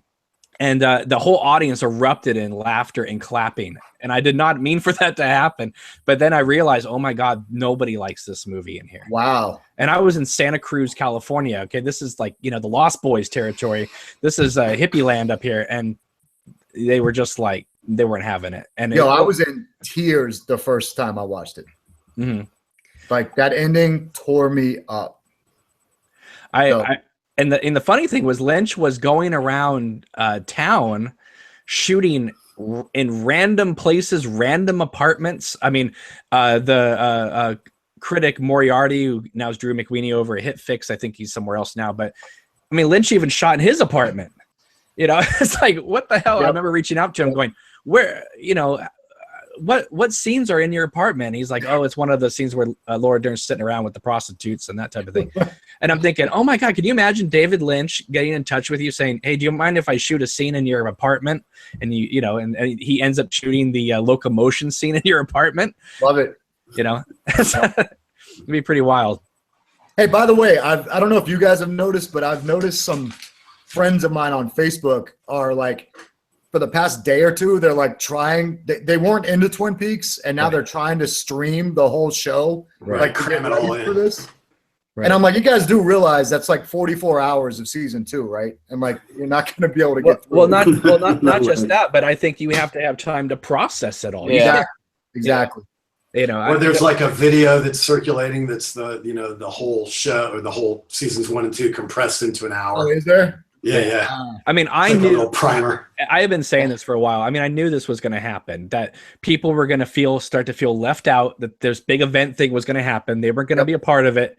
And at the last second, they were going to have to get involved. And then once they realize how weird sometimes this thing gets, they're going to be out by episode 4 or 5 of the new series. Be like, whatever, I'm done. And the real hardcore fans will be with it all the way to the end. And again, I've been saying, I don't want this to happen, but my fear is that I'm going to have to relive second season all over again, in terms of people getting really amped, people dropping off, and then people telling you you're a weirdo because you like this show and that type of thing. So, because you're going to see Twin Peaks stuff everywhere. I mean, and like sites that you never have seen talk about Twin Peaks are going to talk about it, not because they really are interested, but because they know that drives traffic. And then Game of Thrones will come back and they'll go, well, I got to bail out. I got to watch Game of Thrones. Yeah. Well, but it's going to be quick, because you got to remember, when we watched it when it came out, we had weeks to anticipate, right? So every week we would anticipate the next episode. And I'm glad that Showtime is doing that this time. I think. I'm not sure are they doing it weekly after this 4 episodes? It's going to be 1 and 2 and then drop 3 and 4. And I think they're doing that to clear Memorial Day weekend for people, but then they're going to air 3 and 4 Memorial Day weekend and then go weekly after that. So they are going to go weekly. Right. Yeah. And it goes until what? Mid-September. Yes. Early September, I think. And I think the last 2 hours are also going to be shown in a 2-hour chunk. Right. Okay, that's actually a little different then, because most shows now you can stream them right away. People talk about them for a day or two, and they either like it or they don't. Drops off. See, that's what Lynch said. I don't want to work on something for 5 years and drop it in a weekend. Yeah. Right. Yeah. Well, the other thing, again, like I mentioned earlier, was that another thing that Lynch was concerned about was that someone would just rush to the last 15 minutes of the last episode and then drop the ending online for everybody and ruin that. Yeah. You're right. Yep. And sustain the mystery. That's the key. And also people would binge watch it really fast, and some people would take their time with it. And so this way, by doing it weekly, he's once again pulling society into being on the same page, like every episode, and forcing you to marinate into it and savor it. Right, which is something that we've grown up watching, over the years, but most new fans of television and online streaming, they don't know what this is like. But you know, it worked for stuff like even recently Bates Motel, and Carlton Cuse is a huge fan. Yeah, and Hannibal. You know, that worked for Bates Motel. It's like we're going to introduce you to these characters, and then we're going to go berserk in season and it 4 and works 5, for, you know? Yeah, and it works for Game of Thrones as well. Yeah, so All right, joining us is the founder of the Bring Back Twin Peaks Facebook page. Joe, we're an hour and 15 minutes from the premiere. How are you feeling? Are you buzzed yet? I don't. I'm buzzed. Oh, I bet. Literally buzzed. I'm here with a big group of people. Hey, all right. So everybody's ready to go. We're rewatching the old series right now. Is on the Miss Twin Peaks pageant episode and gearing up. Show us can you show us the pie you made? Was that a picture from your house? Oh yeah, I get the pie. Oh, hold on. This is my beautiful mother who introduced me to Twin Peaks when it debuted. Oh, that's sweet, man. Hello. Oh, yeah, how you doing? All right. There's How the you pie. doing? All right. That's the pie his girlfriend made. Isn't that awesome? Cherry pie. Oh, that's brilliant. Can you pass some over for us, please? Oh, that's beautiful. Cherry pie. We got donuts and coffee. A lot of booze. Right way to do it. Joe, you cannot drink yourself hard tonight because you have 4 hours of Twin Peaks to watch. We're all, Hey, me pacing, too. we're all pacing ourselves because we cannot be like that in a David Lynch anything. So No, because you're gonna have like Inland Empire, Bob Dreams, or something, and my Chris said you already start off with a handicap when you're watching anything by Lynch. So yeah. Well, let me ask you, because I got all you guys here. I mean, do you think that the Bob thing, if it does come up, do you think it will be Ray Wise, as the Bob incarnation, or do you think they're going to use outtakes of Frank Silva from other things like Fire Walk with Me? I don't know. I think maybe they might have even recasted him, or he. It's going to be Eddie Vedder. He said. They burst into song, in the scene or something. I don't know. We'll do that scallywag song, with the guitar. It's going to be tough. Well, yeah, my mother doesn't think that they would have recasted Bob, right, Bob? No, I don't think they will. I think it will be Ray. I think it will be Ray Wise. Yes. That's what I think. That's Cameron. Hi. Hello. Yeah, I mean, I do think it's going to be Ray Wise, if anybody. But do they need to show him? I was gonna say, do you think there'll be a lot of it, or just only a little bit? Well, I think Leland will probably be in the mirror, the mirror reflection. Or if Cooper goes nuts, Ray Wise will be the one killing. Yeah. But how will they reconcile Ray Wise as Bob when the last shot of season 2 is Frank Silva as Bob? Exactly. Well, but if they play with this idea of the little man saying, "When you see me again, it won't be me." I mean, it could be they're all interchangeable in there. That's true. Yeah. I mean, listen, it's not like they're recasting Frank Silva because they don't like Frank Silva. He died. Yeah. I mean, I know. we have to accept certain things. But his image, I mean, it's more like he's just an image rather than, he needs to have lines and moving around. I still kind of hold out hope that they somehow digitally manipulate him as reflections and things like that. So you want you want a Peter Cushing moment in this one? I actually, when it comes to Bob, I wouldn't mind that because he's so distinctive and so iconic. Do you want a CGI moment of Frank Silva morphing into an owl and flying away? Well, I didn't, but now I do that you said it. Yeah, that sounds kind of cool, actually. But there's subtle ways they might do it. They could do shadows, shadows sort of flitting around. They could have a body double for some things. Keep them out of the light a bit, just keep them in the kind of dark bit. All right, for people, just so people know where we are, we are 1 hour and 10 minutes away from the premiere. Oh, that's Donna. That's insane. Oh, that's Audrey. I want a Bob CGI on a dresser knob. That's one way to do it. Make him a wooden door pull. Yes. So Cameron, a lot of people here think that the guy that they showed, the young guy in the teaser, is Lucy and Andy's son. Maybe. We'll find out soon enough. Yeah. It's either that or Or it could be James and Evelyn's illegitimate child. Right, because he's hanging with James in that one still photo. He's where Lynch is directing. It's James and that young guy. Exactly. Hey, Dad, how's it going? Let's hang out at the Roadhouse. Yeah. I just want to know, how big of a role is Krista Bell going to have in this series? I mean, well, they said that she's Tamara Preston. She is? Well, according to IMDb. IMDb, that's what we can't trust IMDb. That's what I was thinking, yeah. But, you know, I mean, there's a few subjects, there's a few suspects that could be playing Tamara Preston. Well, I'm just saying that, you know, Lynch has a history. No, I'm on the first season. Lynch has a history of using singers. Everything by Lynch. Joe, mute your mic. Mute your mic if you're not talking. Oh, I'm sorry. Okay. If Lynch has a history of using actors or singers as actors. I mean, if you go from Chris Isaak's music in Wild at Heart, and then he used them in Fire Walk with Me, and then he brings in David Bowie in Fire Walk with Me, and then uses David Bowie as the opening credits of Lost Highway. You know, so I mean, he's been working with Krista Bell for a while, but I always thought that maybe she would be like the new singer of the Roadhouse, but it looks like she's got like a major role in this thing. So, which I don't know. I mean, have we ever seen her act? I mean, can she carry it for the whole time? I guess we'll find out. Yeah, I'm not sure.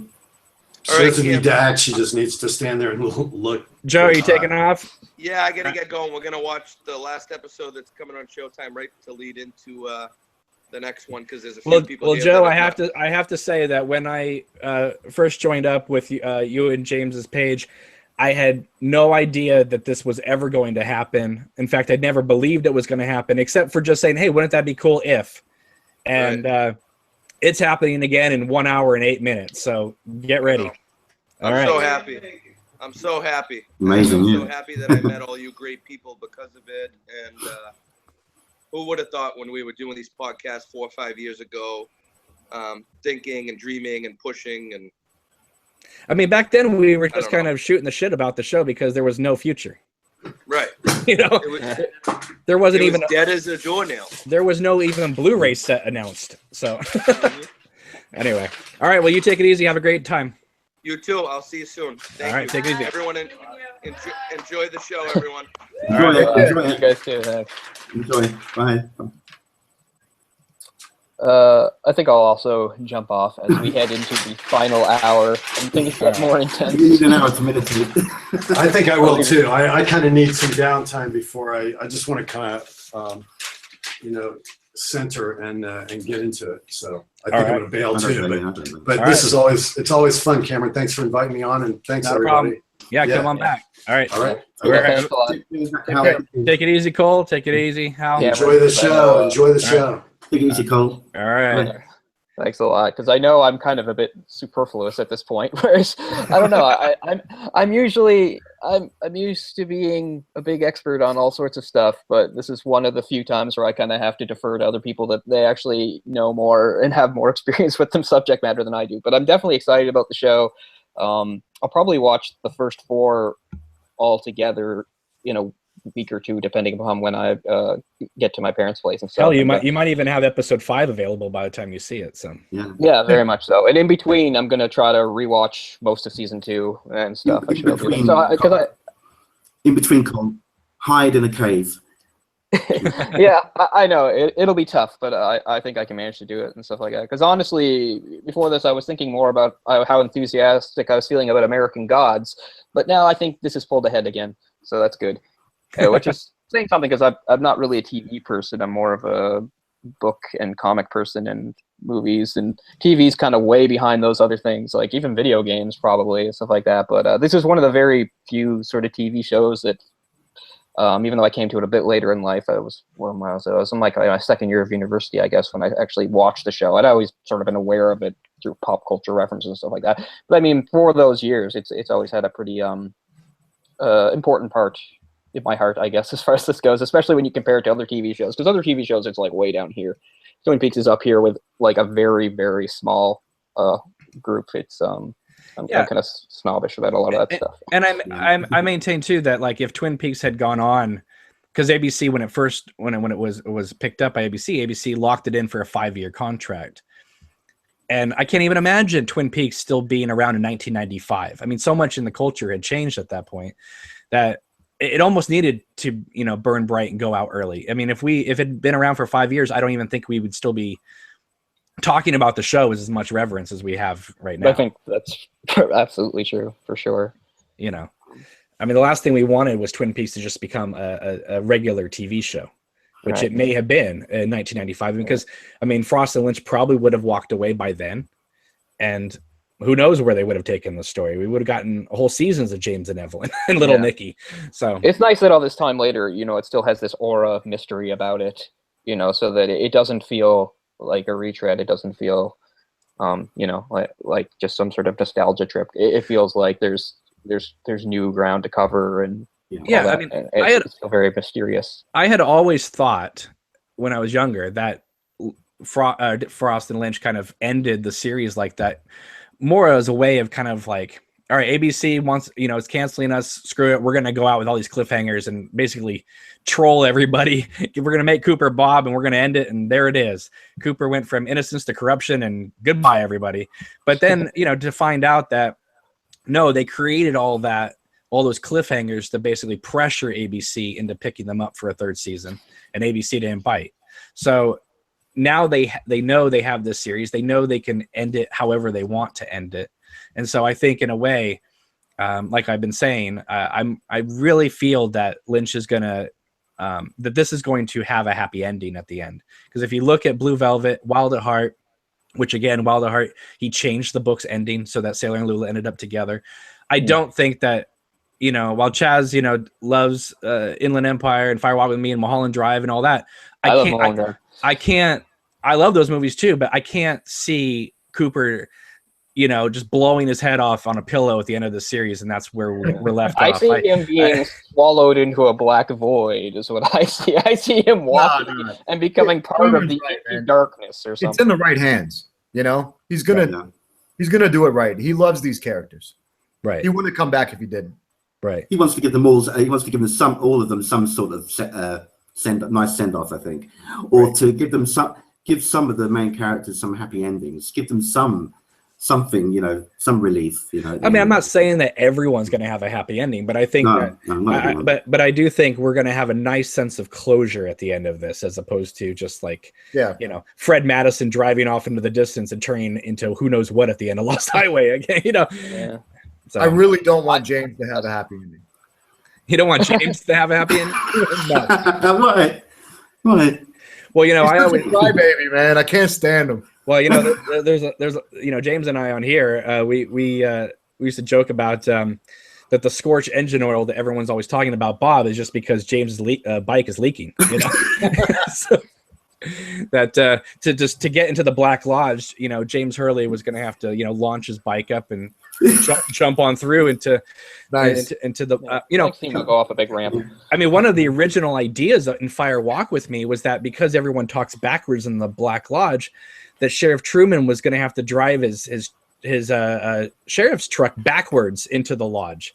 And I was like, oh, I'm so glad they didn't do that. Yes, and I'm also glad that they dropped the idea of I mean, they didn't show it, so who knows, they could still bring it back, of that Bob and the little man and all them, that they originated on a planet of cream corn, and that's what the Garmonbosia is all about. And you know, I mean, if this new series begins with the planet of cream corn blowing up like Krypton and Richard Donner Superman, dude, I'm in.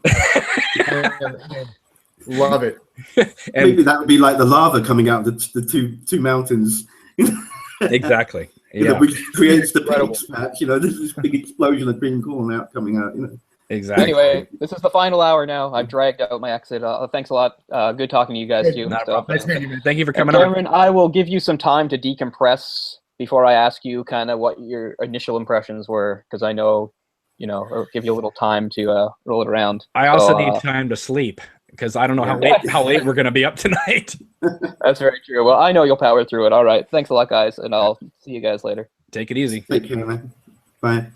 Yeah, Cameron, you know I'm on the East Coast, right? And I took off work tomorrow just for this. So, you know, I thought about doing that, but unfortunately, I have some things I have to be there for. So I don't know. But you guys, When is episode 4 over for you? Like 1 a.m. probably. Well, I don't know when they're gonna drop it. It's because they said they're gonna air it, and after it's aired, they're gonna drop it. But does that mean it's gonna drop after the East Coast time or after the West Coast time? Yeah. Okay. Right. So then if it's West Coast time, it's gonna be 2 a.m. your time. The 3 and 4 drop. Well, and well, here we go. Yeah, but I got to say that the first 2 hours they played in LA, and obviously people have seen it and stuff. But there has to be some sort of I wouldn't say ending, but there has to be some sort of closure at the end of the first 2 hours for them to play at the Cannes Film Festival to premiere it in LA, because obviously it's an 18-hour movie, but you can't just show people 2 hours and just end it and be like, okay, that's it. I mean, there has to be some, kind of like the pilot kind of. Oh, yeah, but it's the property though. The Right. property has weight. Right. Yeah. So I think it doesn't necessarily have to, end on like some startling revelation or something. I think it could just fade into black. And I think, from what you just seen just before that bit, there's enough to impress the people. Yeah, I mean, just show Cooper, people will lose their minds, right? You really don't have to do a lot to kind of like spellbind people, Well, I don't think. Chaz, I don't know if you heard this or not, but when at the premiere party afterwards, there was a section, there was a split off, there was a fork in the premiere party, and one side said White Lodge this way, and the other one said Black Lodge this way. That's awesome. And it made me so happy because, that's something that obviously was important in the last part of the series.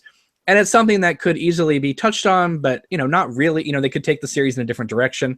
But the fact that they have their premiere party saying stuff like that says, yeah, it's cool. That, wow, we might actually get some more mythology aspects to this. And even though Lynch is a big person about, not explaining stuff, and I don't need explanations, I just want to see more of it to think about and ponder about, and because we don't even know. I mean, in the script it says waiting room / Black Lodge, but it's not even confirmed in the film proper that that's the Black Lodge. I mean, they say that's the waiting room. So the waiting room to what? Right. So, no, I mean, and we haven't seen all of that place. We don't even know what other areas look like in there, in those lodges. We're only seeing the same kind of room all the time. Maybe sometimes with the furniture taken out, with it in. So there could be other areas that they might explore, and we haven't even seen the White Lodge properly. Right. So there's so much more mythos you could. I mean, haven't seen the White Lodge. Major Briggs talks about his dream to Bobby in the second season premiere, and I believe in that dream he's talking about the White Lodge. Right. And it seems like Major Briggs got kidnapped to the White Lodge because he comes back in this World War I outfit, like again another time travel displacement. So I mean who knows? And then Catherine, it's kind of played as a joke because she says, I ran out of whatever it was. It wasn't cream corn, but it was like I ran out of something else. But when she disappeared and came back as after she was discovered as Mr. Tojimura, she tells the sheriff that she was wandering in the woods and she came across her old house in Pearl Lakes, and then but you're unsure whether she's making that up for the sheriff or because she tells Pete something else. But it sounds like to me, if you believe her story, that she got a guardian angel, she says, led her to the White Lodge out there as well. I'm really hoping if there's any sort of clarification that we could maybe get, and I think you brought this up on Friday, Frank, I think we may delve a little deeper. If we're going to talk about Ray Wise at all, we might go back in a flashback to when he was a little kid and how Bob entered him. I think that might be not a subplot, but I think we could get aspects of that. I was only thinking that really because there are a few kids on the cast list, and it just made me wonder how they were going to utilize them. And that would have been a really good way of doing that, I think, but I don't know if Lynch as a young Leland, right? Do you know what I mean? Like, I kind of have a feeling that Lynch is going to do something that we're not even expecting. No, like he could even not address it. It's possible. It's very possible. He doesn't have to address it. No, I'm just saying it is an avenue that they could explore. Yeah.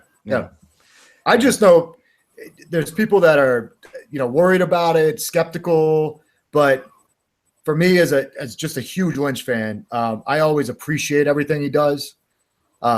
There's no way I could be disappointed. No, I don't think I can. Well, especially, the reactions that I'm seeing, just talking about how they really love it, and who knows where they're going to feel at episode 5, but I'm just saying that I was going to obviously be all for this regardless of what the reaction was going to be, but I'm super excited that people are enjoying this so far, that all 1,600 people, obviously they were invited, but all 1,600 people who saw it at the premiere just came out saying this is incredible, as opposed to yawn, here we go again, Lynch and Laura. I mean, look, you got me on your show, man. That's how exciting it is.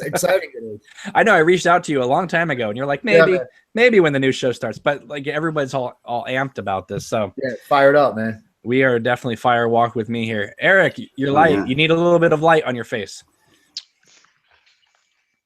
And I've got that Pacific Northwest sun behind me. Sorry. So this is, for Frank and Chaz here, this is Eric. He contributes to the Twin Peaks Worldwide page, and he also lives, he lived in Snoqualmie and now lives in Everett, Washington, very close to the Laura Palmer house. So he is. How's it going, Eric? Hey, guys. Is your area in total Twin Peaks fever right now? Well, it's funny. One of the other Twin Peaks Worldwide contributors, Eric Swan, is actually in Snoqualmie right now, and so I've been tracking him on Facebook, visiting all the various sites, and he was actually up my way. He was up at the Laura Palmer house, and I wonder if he knocked on the door, because he has pictures of that framed shot of the staircase and the fan. I'm wondering if they let him in the house or what, because he just posted that a little while ago. Yeah, I think they do that sometimes. They have a private viewings there. It's organized with the owners of the house. Yeah. And I think the owners of the house are quite amenable to it, Oh.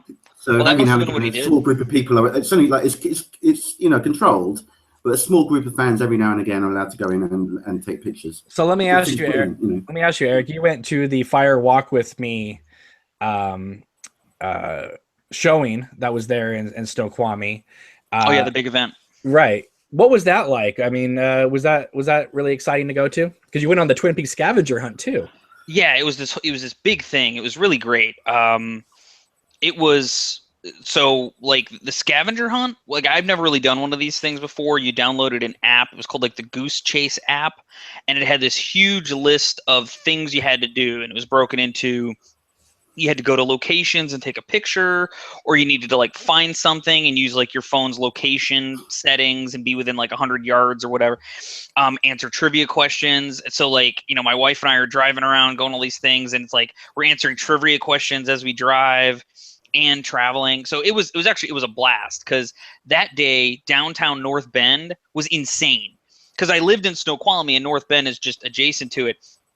I had never seen North Bend as busy as it was that day. I mean, the corner where the Double R Diner is, where Tweed's Cafe sits, every corner had mobs of people, because they were going in some of the stores that had clues and, taking pictures in the Double R. It was a blast. That part was really fun. And then the movie took place in kind of the mill warehouse, across from the sheriff's station and the remains of the mill. It was fantastic. It was really, really great.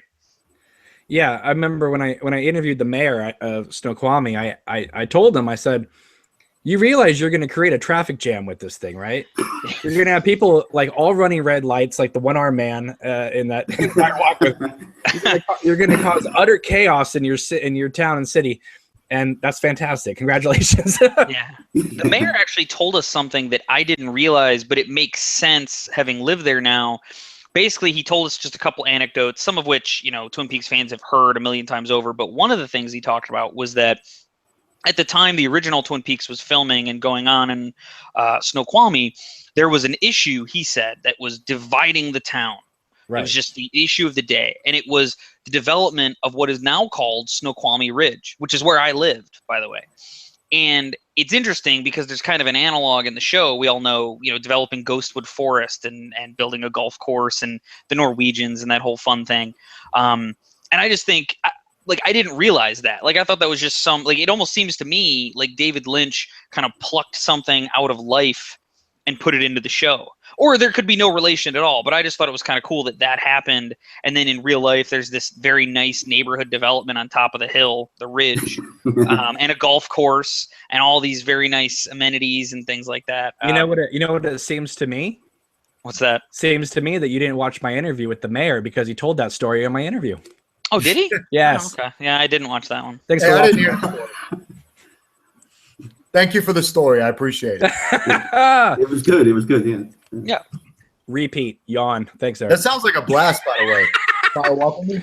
It was, you know, it's funny because I've had like an artist table at conventions before, like selling my books, and I've attended like various, you know, kind of goofy, geeky fan things like that. Yeah. And there's like a certain kind of crowd, right? Sure. This crowd was completely different. And I mean that in 100% of a good way. Like everybody was really mellow. Like, you know, everybody, you know, there were people dressed up and people were kind of like in the zone. You know, we were really digging the Twin Peaks love and everything. But, you know, it was just a different vibe. And it kind of makes me wish, you know, I had you know, gone and gotten the tickets to the Twin Peaks Festival, you know, this summer. You know, perhaps I'll go in future years just because if it's the same sort of vibe, like I think I would really like it probably more than I like, you know, Awesome Con or Comic Con or those kinds of things. Yeah, but but one thing, since you didn't watch my interview with the mayor, one thing that he says on there, which I you know, had never heard because, you know, obviously it hasn't been dropped yet until he told me in the interview. Yeah. Was there's the Twin Peaks Festival, which has been going on for many, many years, but it's unofficial. Even though they have cast members and things like that happening, it's still an unofficial Twin Peaks Festival. Yeah. But he said that he has been talking with Lynch Frost Productions because David Lynch and Mark Frost want to create the official festival there. Oh, wow. And Great. and it, you know, I don't know if they want to be like in competition, you know what I mean, or close down the other festival or what, or maybe have two of them. I would, yeah. If it were me, and again, I don't have the success of Mark Frost or David Lynch, but to me, like setting yourself, like I would try to be collaborating with those folks. Yeah, not because I have to, but because these are the guys that kept the torch lit for 27 years. But it's not the same people for 25 years running it. I mean, it's been different people. Fair enough, but I mean, still, the people doing that, I mean, this is time out of their lives. I mean, this isn't like their full-time job. No, and I think they will be involved because they live up in that area, and obviously Frost and Lynch don't. So, right. But I love the idea that Frost and Lynch, who for so long were kind of keeping Twin Peaks at a distance, right, are now fully invested. Let's do an official festival. Right. Like I love the fact that, you know, this isn't just the series and that comes out and then Mark Frost's book comes out in October. Like whether the series goes on or not, they're still invested. You know, it's kind of like you know, there was the Star Wars conventions and stuff like that. Now that Disney has it, it's now the official. Oh, what? They're also in hype mode. I mean, they are promoting Twin Peaks. Right. You know. Yeah. Right. So, but what I'm saying though is there hasn't been articles written about them doing an official Twin Peaks festival. So when the mayor dropped that knowledge, I'm like, wait a minute, are you saying that they're involved and it's going to be an official festival? He's like, yeah. And I was like, well, that's the news. Just, you know, where they're like, hey, we got a new show, by the way. We're bringing Twin Peaks back. And we're going to do a festival. Right. And that's it. You know what I mean? Like, that's all that was said, you know?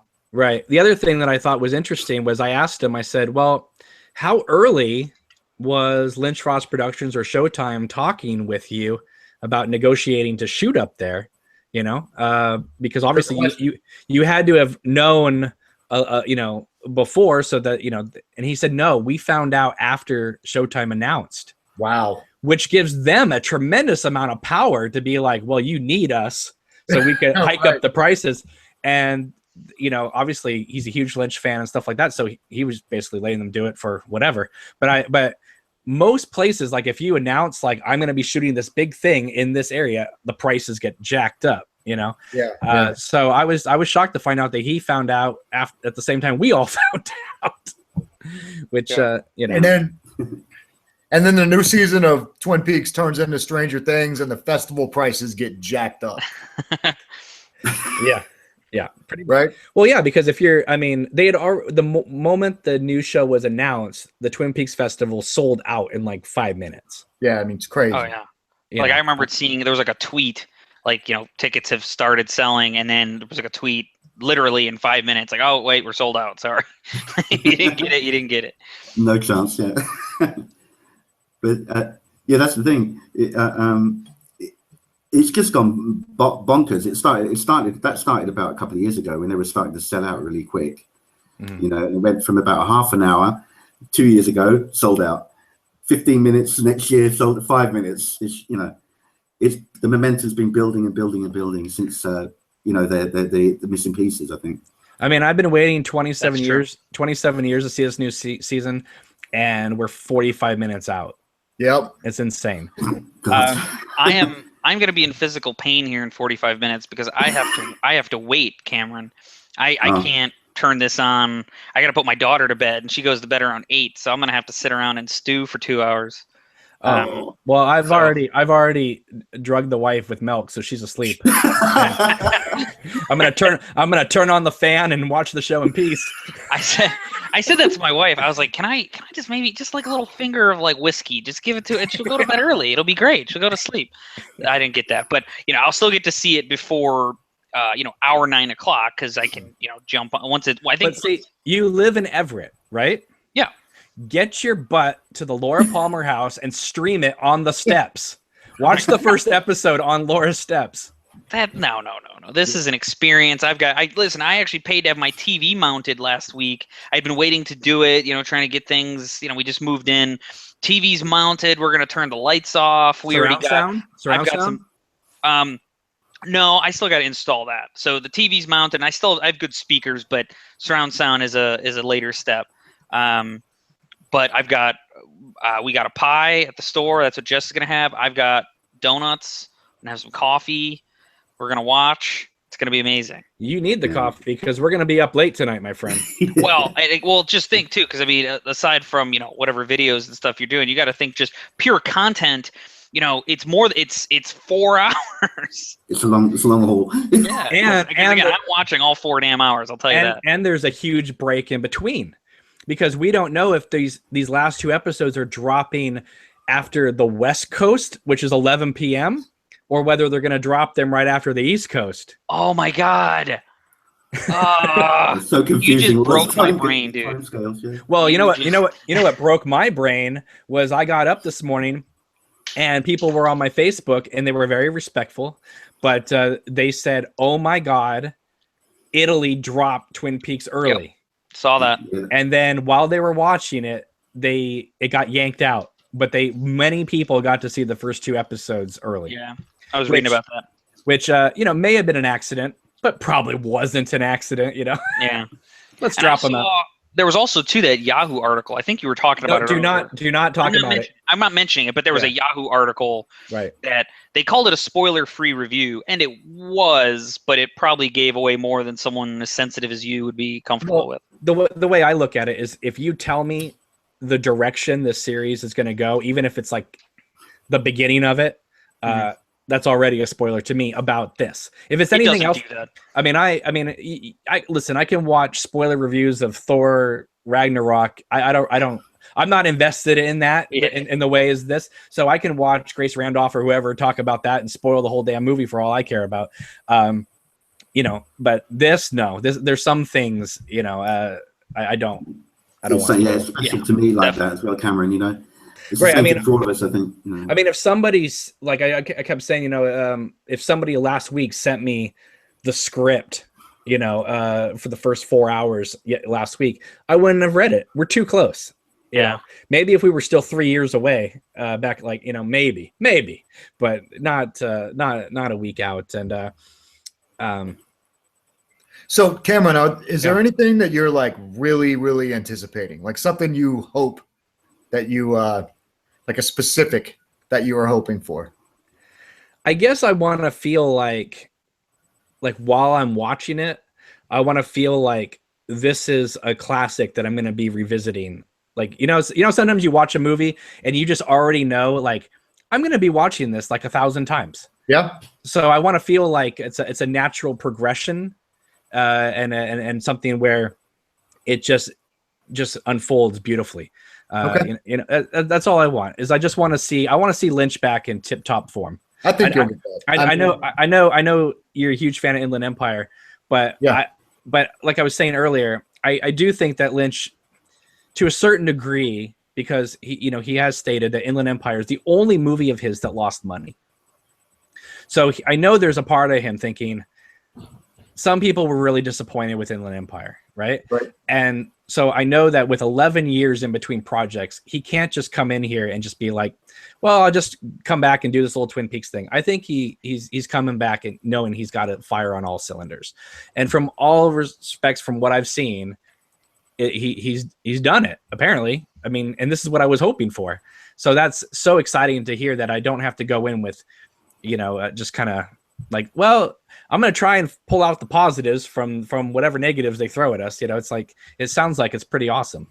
Yeah, but I don't I never approach a Lynch thing with a negative. I mean, I'm always right. Oh yeah. I mean, that's me as well. But I'm just saying I've never experienced a David Lynch film in social media before. That's true. Yeah, I guess so. I mean, even when Inland Empire came out, people weren't on Facebook like they are today. I guess you're right. Yeah, I mean, colleges had it. That was what, like 2005? Yeah. So I mean, there were still chat rooms about things. IMDb was like the big place to talk about Twin Peaks. I didn't even think about social media aspect of Twin Peaks. Jesus. Right. So that's what I've been saying. Just any Twin Peaks fans, David Lynch fans, stay off Twitter while this thing is going. You don't want to be reading the live tweets. You can stay off everything, really. It's going to be bloody bad. Oh yeah. My phone is getting turned off and set elsewhere. Yeah. Because I don't even want to. Sometimes just without thinking, I kind of just grab it and start messing with it. Like I'm setting it away from me. I'm sitting down watching it, and that's going to be it. Especially this. I mean, I need to do that every week, but particularly for this, that's what I'm saying. Exactly. I mean, my sister would. I don't want Entertainment Weekly, doing some stupid meme or something with images that pop out and having some idiotic thing. It's like, no, it's going to be pure Lynch for me. Yeah, my sister talked to me today. She's like, "Are you going to stay offline until September?" And I was like, "No, it had to do with the beginning. I didn't want to hear the reviews, the early reviews coming out, and sometimes websites will publish like a whole play-by-play synopsis of an episode, and I didn't want to see any of that. Once we get past these first 4, I know episode 5 is coming out. I know the direction we're at least starting to go into, so I'm not going to be worried if I read a headline saying this or that. I'll be like, whatever, But I didn't want to. I don't want to know anything about this opening. And I can't believe that in this day and age of social media, 2017, that they pulled it off. I mean, somebody wrote online that that J.J. Abrams now has nothing on David Lynch. I mean, David Lynch did something that J.J. Abrams hasn't been able to do. Keep everything mum until the actual premiere. That's true. Because even his most secretive projects, there's always something that leaks, some bit of it. And really, none of, again, other than the Italy thing, but none of it, nothing's really come out from what I've seen. And even Italy, I mean, they haven't really, all they said is great. I mean, they're being so respectful. And I can't believe that social media is being respectful, at least the people I'm seeing. I mean, who knows about, obviously there's going to be some jerks out there, but I just want to say that doing this countdown show is a lot of fun. We are currently at 162 live viewers, which is the biggest this podcast has ever gotten online at one time. Big deal, man. Yeah, obviously people are really excited. I know at the beginning some people were thinking I was going to live stream the show on YouTube, but I was telling people that's not what this is, people. This is turn the telly around like that. Yeah. Yes, and at 6 o'clock, it's also my Showtime app on my phone here. Yes, at 6 o'clock, I'm going to move this way and stream the whole show for you right here. Nice on the tube, the old tube. Oh yeah, I got to tell you, it's kind of funny. A long time ago, Devin Faraci attacked me on Twitter because of my TV. What? And, yeah, he was just like, "What the hell are you doing with that stupid TV?" And I was like, how am I supposed to watch my Laserdiscs and my VHS tapes? I'm not going to watch that on my HD. So, in my office, yes, I have a spare TV. Sorry, Devin. Go back to feeling girls up at a bar. All right. And you, Yikes. whatever happened to him? He disappeared. Yeah, he did. Alamo Draft House put him in the back room with the gimp. But anyway, yeah. I mean, people are super excited. I mean, honestly, for the first time, I can't even look at the chat. It's moving so fast, I can't even read it. And that's amazing. I mean, usually the most we get is about 50 viewers live. We're at 162. We're fired right up, man. Everybody's excited. Oh my goodness. Yeah. And we are we are 35 minutes away from the premiere. You think the intro, he's gonna change the intro? Okay, my theory is this, and of course I'm gonna be wrong because you can't really predict what Lynch is gonna do. Right. My theory is this. I think that Catherine E. Coulson knew she was sick. We know that she filmed stuff, but we don't have any evidence or confirmed stuff of her shooting stuff with actors. So I think that Lynch recorded a whole bunch of Log Lady introductions for these episodes. And I think that if we're going to get the opening credits with that music, I think it's going to be all the same locales, just 25 years later. I like that. And I think that because I mean a lot has changed, but a lot hasn't changed, you know. And I think it would be amazing to do that. That's cool. I like it. So we have Doppelganger Frank here. Apparently, we have two of them here now. Oh wow! No, it just dropped, the page just dropped out and said reload. It just went on me. Well, are you in the Black Lodge or the White Lodge? Just let me know. I'm not even sure myself. So okay, there you go. I guess you got booted out of the lodge here. But what I'm interested in, and again, I mean, I'm not holding on to it to be like a deal breaker, but I really want them to deal with the character of Annie Blackburn. Yep. That was my main. I was going to ask you about that earlier. Because that's honestly, I know a lot of people don't like her, but she was one of my favorite characters in the second half. And Lynch obviously thought she was important enough to stick in Laura's bed. Yes. Fire walk with me. Right.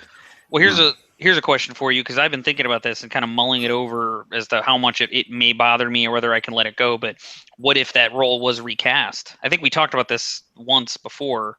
What if he just recast that character? Would that be okay?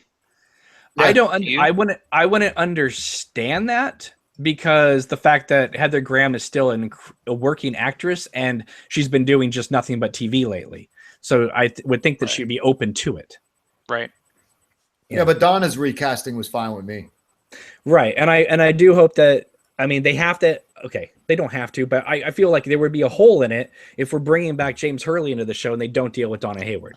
I mean, they're gonna have to explain something because James and Donna's relationship was a core aspect of the original series. Doc Haywood's in it, and so is the other sister. I forget her name, but the actress who has been in tons of stuff like Sybil and Law and Order: Criminal Intent. Well, it's Alicia Witt. She's in Alicia Witt. There you go. She's in tons of Lynch films. She's the little girl in Dune. You know, he is the Kwisatz Haderach. You know, and she was in Hotel Room and all that. So yeah, I mean, and they also have Donna's other dad in here, Ben Horn. So you know, right. In fact, and that's the thing. And, I wrote that in my piece, but like there are questions from the quote unquote bad episodes. Again, I reject that, but that I kind of wanted to know, like, is he Donna's dad? I mean, I think it was pretty clear that he was. It seemed like the show sort of answered that, but. Right. I don't know. Like, there's just things like that out there that it'd be nice to see addressed. And I'm not saying someone needs to sit down and be like, okay, that's true. I mean, this can happen organically, but there's one thing I wanted in this new series that I know we're not going to get, but I thought it would have been just a great aspect of character they could have explored is if Audrey was now running the Great Northern and she was, John Justice Wheeler never came back for her. And so she was just this angry middle-aged woman running the Great Northern Hotel, having to take care of Ben Horn, kind of like Johnny, because now he's suffering from a head wound, you know what I mean? Or had a head wound. And so she would have to take care of her brother and her dad and run this hotel. I thought that would have been a great starting point for her character. But it doesn't sound like we're going to get there, especially since Ben Horn's. They have that picture of him in his office. They show so. But I I think I would bet you $1 that John Justice Wheeler is never mentioned in this new season. Probably not. That feels like but I don't. something- And listen, and I know Lynch and Frost are smart individuals, but the first thing that I thought of when they announced season 3, besides like being excited about it, was like, I hope this isn't gonna be nostalgic fan service only to get Cooper and Audrey back together. Right. You know, because let's be honest here, at the time in that show, they had chemistry, but people have chemistry with lots of people. It doesn't mean you go off into the sunset with them. So I thought they handled it right. Obviously, there was the Lara Flynn Boyle controversy in the background of it all, but at the same time, did we really want to see Cooper solve Laura's murder and then start hopping in bed with Audrey? I mean, I guess a lot of people did, but I didn't, because I thought it was very well established that he didn't think of her in that way. Yeah. I don't see, but that's and again, I'm fine with how they did it, and again, I like the character of Annie, but it was pretty clear to me that, again, Cooper was like taking a very conscious, active decision not to do that. But I don't know that I would go so far as to say, oh, he didn't feel that way. I think he did feel that way, and he was like, okay, hold on, I'm an FBI agent. I can't come squeezing your grapefruits or something, you know? No, but when he rescues her from One-Eyed Jacks, and she says, you know, I prayed that you would come, and you did. And you know, I mean, remember, he's dealing still with like PTSD from the whole Caroline situation. Yeah. So I don't think he's ready to just hop in with anybody. And the reason why, you know, he can connect with Annie so well is because she's had a dark past herself. You know, I mean, right. Audrey's kind of lived this charmed life. Oh, but he might, because Bob might want to get in Audrey's drawers. Yes. Right. And if there is a scene in this new season of Cooper as Bob raping Audrey, yes, shit. That's what I'm thinking. Talk about just like here's your Cooper Audrey love scene, everybody. That's right. You know, you just reminded me, this isn't network television. No. So yeah, they can get away with a bit more. There can be some more shit going on here. Yeah. Oh, a lot more. I saw someone on Reddit earlier today kind of make some comment that because Twin Peaks was on network TV originally, you know, it kind of held back Lynch's, like, the way he put it, like, this guy sounded like some sort of puritanical dude, but it was like, this held his, like, violent, like, sexual tendencies in place. If it's going to be on Showtime, it's just going to be this, like, orgasm of violence and gore, and I'm not interested. And I was just like, that's stupid. I don't think that's no, that's completely stupid, because in Fire Walk With Me, he could have done a lot of things, and he held back a lot. I've always said one thing about Fire Walk With Me that kind of disappointed me was that we have an R-rated David Lynch theatrical movie. Yeah. Can't we have a scene of Ronette and Laura at One-Eyed Jacks instead of just a throwaway line? Like, that would have been something. Blackie and Laura in One-Eyed Jacks in an R-rated movie. Yeah. But at the same time, you know, people say all the time, like, well, on network television, Lynch had to hold back. I don't know about you, because that Madeline killing is pretty R-rated. The Maddie killing genuinely is probably more violent than anything in Fire Walk With Me, because even the murder scene of Laura, you know, there's all these cuts and it's dark and there's flashing white light. I mean, you really don't see anything.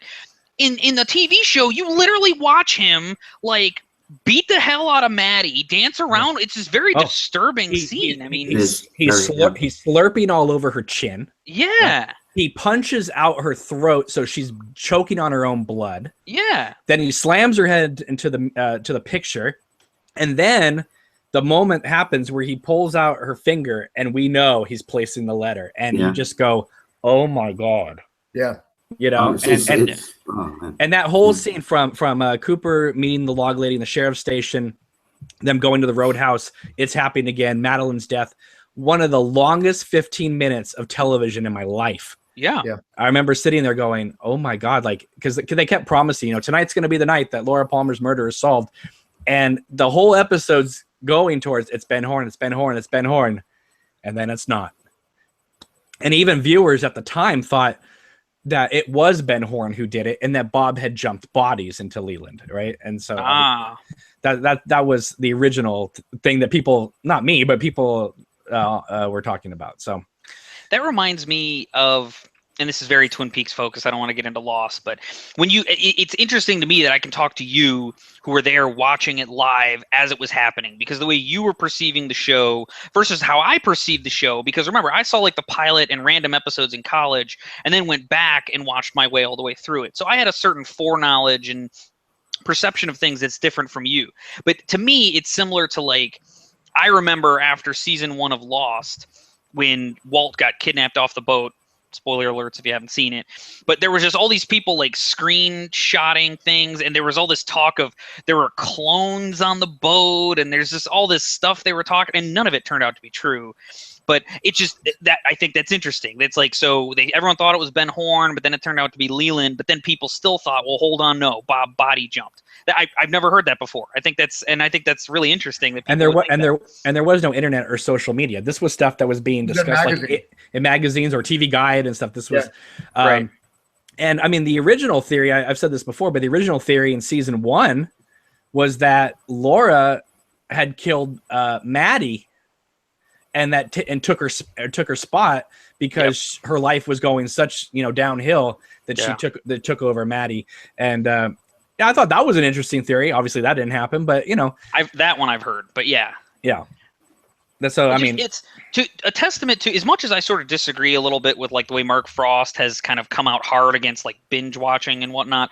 I would argue binge watching is why we're here, which is why Twin Peaks is back. All this access and live feedback. But there's that the Blu-ray set, all that. Right, the DVD again. You can kind of watch on demand, but it is true that when you watch a show from week to week, you really have time to think about it and marinate about it. And Cameron, I mean, again, this summer, Cameron, I'm sure you and I are going to be talking week to week. We're going to be thinking about things, how, you're going to perceive it one way, I'll perceive it another way.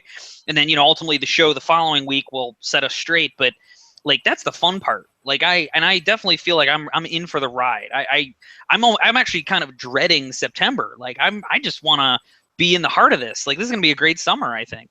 Well, you are in the heart of it. You did that. Yeah. Hey, not only does he watch Twin Peaks, he lives in Twin Peaks. He can't get any better than that, really, can he? And it is, I have to say, like, it's easy for me to understand what David Lynch saw in that place. I mean, I was telling Cameron when I first moved there, like, it's just sort of jarring that just mundane things that you do in your day. Like, I would get up and I'd have to go get gas. And while you're getting gas, you just turn around and there's a mountain range right there. Your view is incredible. Everywhere you go, it's like the mountains loom. It's got this nice quiet vibe. Even the ridge, even though Ghostwood got developed. But it's so scary too, because you're at the hotel. You get in your car and then you drive up the road, baby, and like you go up a couple episode 1 with me. You go a couple blocks up and there's the diner just right there, right in your face. Okay. Right. Yes, right. And it's like you almost feel like you're on a Hollywood backlot or something. It's like, what the hell? It's absolutely insane, incredible. When we would take my daughter to swim class, we did that in North Bend, and as we were coming back, we would drive over that stretch where Mrs. Tremond and her grandson were, showing Laura the picture and wearing the weird mask, and there's always I had a weird vibe always driving there because it's like. And it shot I wouldn't say I guess as realistically the term, because if you stand in that spot and Laura gets the picture from the treatment and the grandson, when they walk away, that's the exact shot of like it's not like another location. They just turn the camera around and they're walking away towards the train tracks. Absolutely right. That angle is it's you look at the diner from the direction when you see like the end of Laura's car and Shelley coming out. If you were to just look back the other direction, it's exactly that shot. Right. And there's the train tracks there and kind of the warehouse looking building on the right side, which again, all that is still there today. And really not even that much more developed. If you drive up a little further, there's a little bit more development, but it's jarring. You're right. And I think the most jarring thing to me is you get to the sheriff's station and then you just turn around. Oh, bless you. You see the sheriff's station. You see the sheriff's station, and then you just turn around and there's the sawmill. It's like, wow, okay. I guess they, But one thing that I want to say is, it seems like Frost and Lynch wrote this pilot script, and then once they found that area up there, I think they tailored the script and the show around the locations, because it's not like because when you're there in that town, in that area, you actually feel like they captured that town. It doesn't feel like they just used the town for the locations. It's almost like they went up there and they said, okay, we are going to use the atmosphere that we're feeling up here. Lynch always talks about mood and atmosphere and letting the elements go inside you and thinking about stuff. Yeah. I think that Lynch is one of the few directors I've ever seen actually go to an area, feel that, and actually capture it. So when you go to Snoqualmie and North Bend, it's not like, oh yeah, this is not like the Universal tour where it's like, oh, this is where they filmed this is where they filmed that. I mean, you actually feel like you're in Twin Peaks. Yeah. And I think they're really powerful. Like, I'm always a huge proponent of location shooting. I think it makes location is a character. Location is story, which is why I think The Wire is such a great show. Like, it doesn't feel like you're just on some LA backlot. It's in Baltimore. It looks like Baltimore. True Detective was in New Orleans, was in Louisiana. It looks like it. And that is a character in the show. The creepy environments, the moss, the trees, it works. Twin Peaks is exactly the same way. And I would argue that, the story, the characters are really powerful in terms of why that pilot is so well revered. I would say the locations are just as important. I really would. Well, yeah. I mean, when you go to the hotel and you see the falls and you see the hotel and then you're there at night. Have you been there yet at night? Yes. Okay. When you're there at night and you're staying there and you see that spotlight hitting the hotel and the falls and you're standing there, it's not like, oh, this is where this is the Great Northern at night with the falls. No, you were standing in the exact shot where the cinematographer stood to take that image. Yeah. And so you're not just looking at the falls in the Great Northern Hotel. You're actually now in Twin Peaks because you're now standing in the shot where they frame that. And now your eyesight is the TV screen. Right. And it's insane. I mean, you're like pinching yourself. And there's people that have told me that they go there and they can't move for an hour. Well, I think what's so powerful about the place is that even if Twin Peaks had never been there, right, it's tremendously beautiful. It's like the mist rises off the falls. The air is just, moist with it. It's really a very beautiful area. And what you can't see from just that shot is just this, there's kind of a, you see the river winding down the other direction. It's just, it's a beautiful, beautiful place. But then it's amplified by the fact that there's just this iconic show that I love, this art that we all witnessed and are going to enjoy. Someone just said 19 minutes. To know that this is that place too. Like, right. It is awe-inspiring. It's a very cool spot. All right, guys. Like Eric's saying, we're now 18 minutes before it starts. We're gonna start getting ready for it. Yeah, we're wrapping this up right now, so we can get ready. So Frank, thank you very much for joining. How excited are you on a scale of 1 to 100 right now? Oh man, Richter scale is on the 11. If you have a Marshall lamp, it'll be cranked up to 11. And I think it's going to stay that momentum all the way through because I really have all the faith in the world in Lynch and Frost for this. Yeah. And I think there's so much good feeling for it from the actors down to the crew. There's so much. All I've heard is good things about it. So. And the viewers are. I mean, I've never seen viewership this not only excited but supportive of a property. Yeah. The negativity is like 1 or 2 people. It's overwhelmingly supportive and people like putting their hearts behind it. Yeah, absolutely. Exactly. All right, Frank, you take it easy. We'll see you soon. You too. Thanks, guys. I'll see you on the other side. All right, bye. Bye. Chaz, what are your thoughts before we get going on this thing? I mean, 17 minutes. Yeah, I just it'll be a overwhelming nostalgic feeling when the music hits, if it is the same music. It might be the Fire Walk With Me music for all we know. Well, then I'll go nuts. I like that music too. I might have to run out the door and then come back in. I mean, I can't wait. As I've mentioned, I mean, Lynch is my favorite director. I have complete faith in him. I love everything he does to different degrees, but I still love even the lesser. Mm-hmm. It'll be great to me no matter what. I can't imagine being let down unless somehow, I don't know. Okay, let me just throw this out to you. Yeah. If Naomi Watts is playing Diane, not only from Mulholland Drive, but also Agent Cooper's secretary, Rock and roll. Rock and Love it. I mean, there has been talk that Lynch might want to get meta with this, and I would say be cool as shit. Bring it on. Put in Robert Blake from the Lost Highway and the Black Lodge. Let's rock this, you know? Yeah, that would be cool as shit. Yeah. All right, Chaz, you have a great time. Thanks so much, man. Thank you. Thank you. Hopefully we see you again. Have fun, man. All right. All right, Eric, just you and me. Same as it ever was.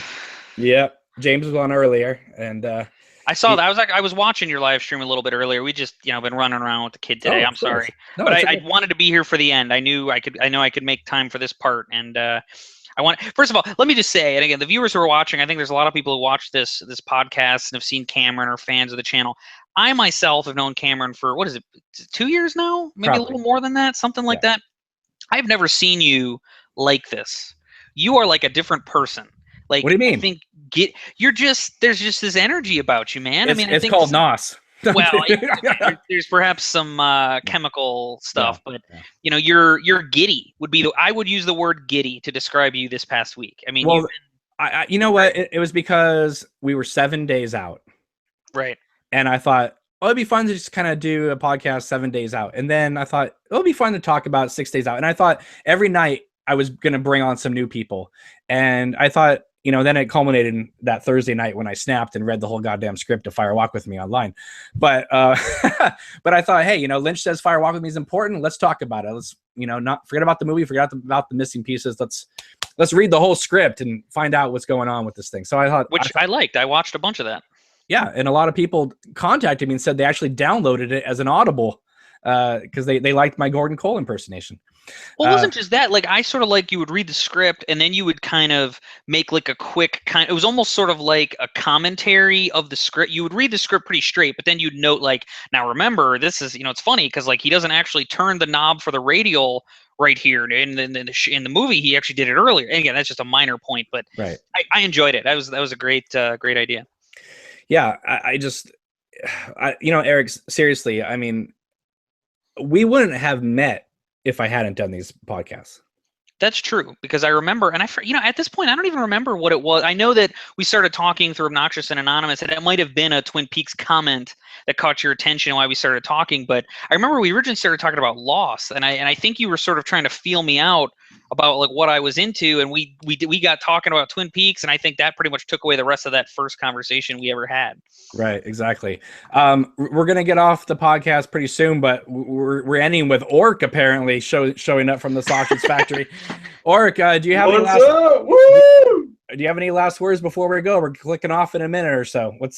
Give us some hype for this new show. I'm a fucking noob. I've only seen a few episodes, but I'm really excited for fans like you who are diehards. So it's gonna be epic.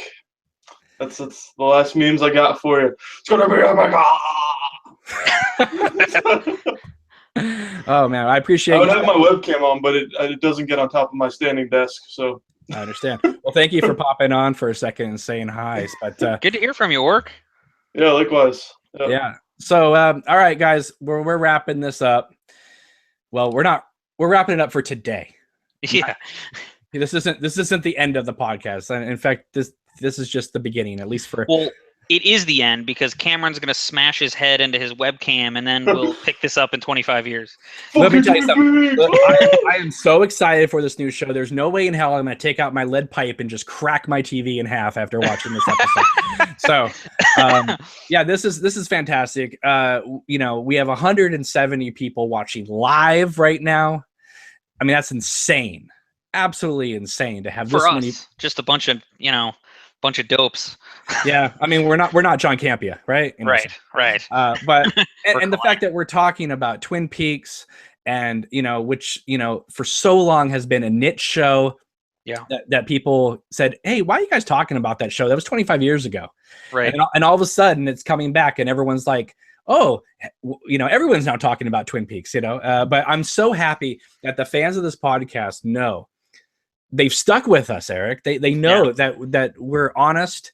We don't just kiss ass. We're incredibly honest about the material, about David Lynch, and we're so impassioned with this. And they know that we're not coming from this from a new, perspective where we're just like, oh, I only caught up with Twin Peaks a month ago. I mean, they know that we know our history and where the show is coming gone. And the reason why we can appreciate it so much is because for 20 years, we were told it's not coming back. It's dead as a doornail.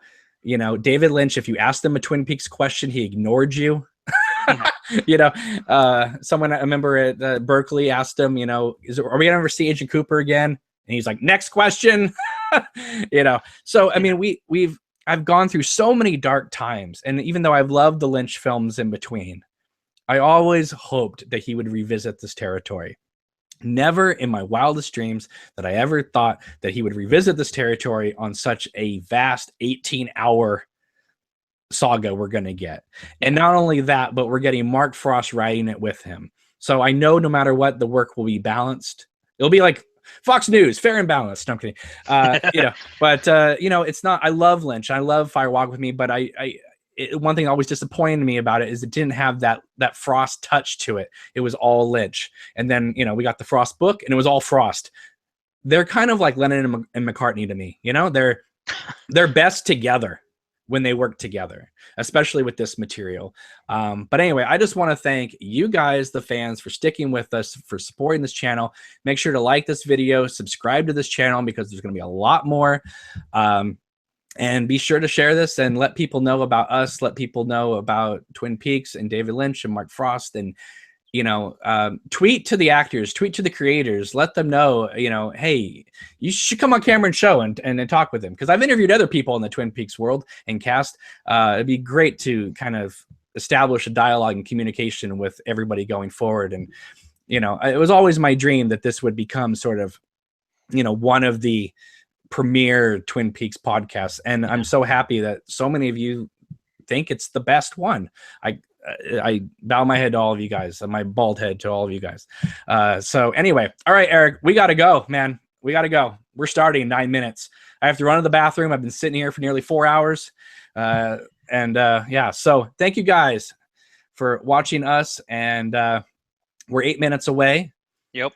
Enjoy it. Don't let people... Go ahead, Eric. All I was going to say is don't try and set aside your preconceived notions, your expectations. Let it hit you as it hits you. I have expectations, but I'm really trying to shed them. Right. Because David Lynch is unlike anyone else. David Lynch and Mark Frost are like anyone else. And so I want to just feel it. And repeat viewings, the people around you can talk. Not this first viewing. Agreed. Everybody else, silence. Block it out. Get yourself in the basement of a house and watch it. Because you need to digest this. You have to treat this as like a spiritual experience, not like, well, it's just another show. I'm going to watch it. Blah, blah, blah, blah, blah, blah, blah. I mean, it's like, this is season 3. This is the return of Twin Peaks 27 years later. Enjoy it. It's been an amazing ride, a ride I never even thought we were going to, but we're here. It's definitely happening again in 7 minutes. So, all right, we'll see you guys soon. Take it easy and keep your fingers crossed. And what does Lynch say? Keep your eyes on the donut. What's that phrase? It's like keep your eyes on the donut, not the hole. There you go. All right. Enjoy it, everybody. We'll see you soon. Good night, Cameron. Have fun. All right. Bye, everybody.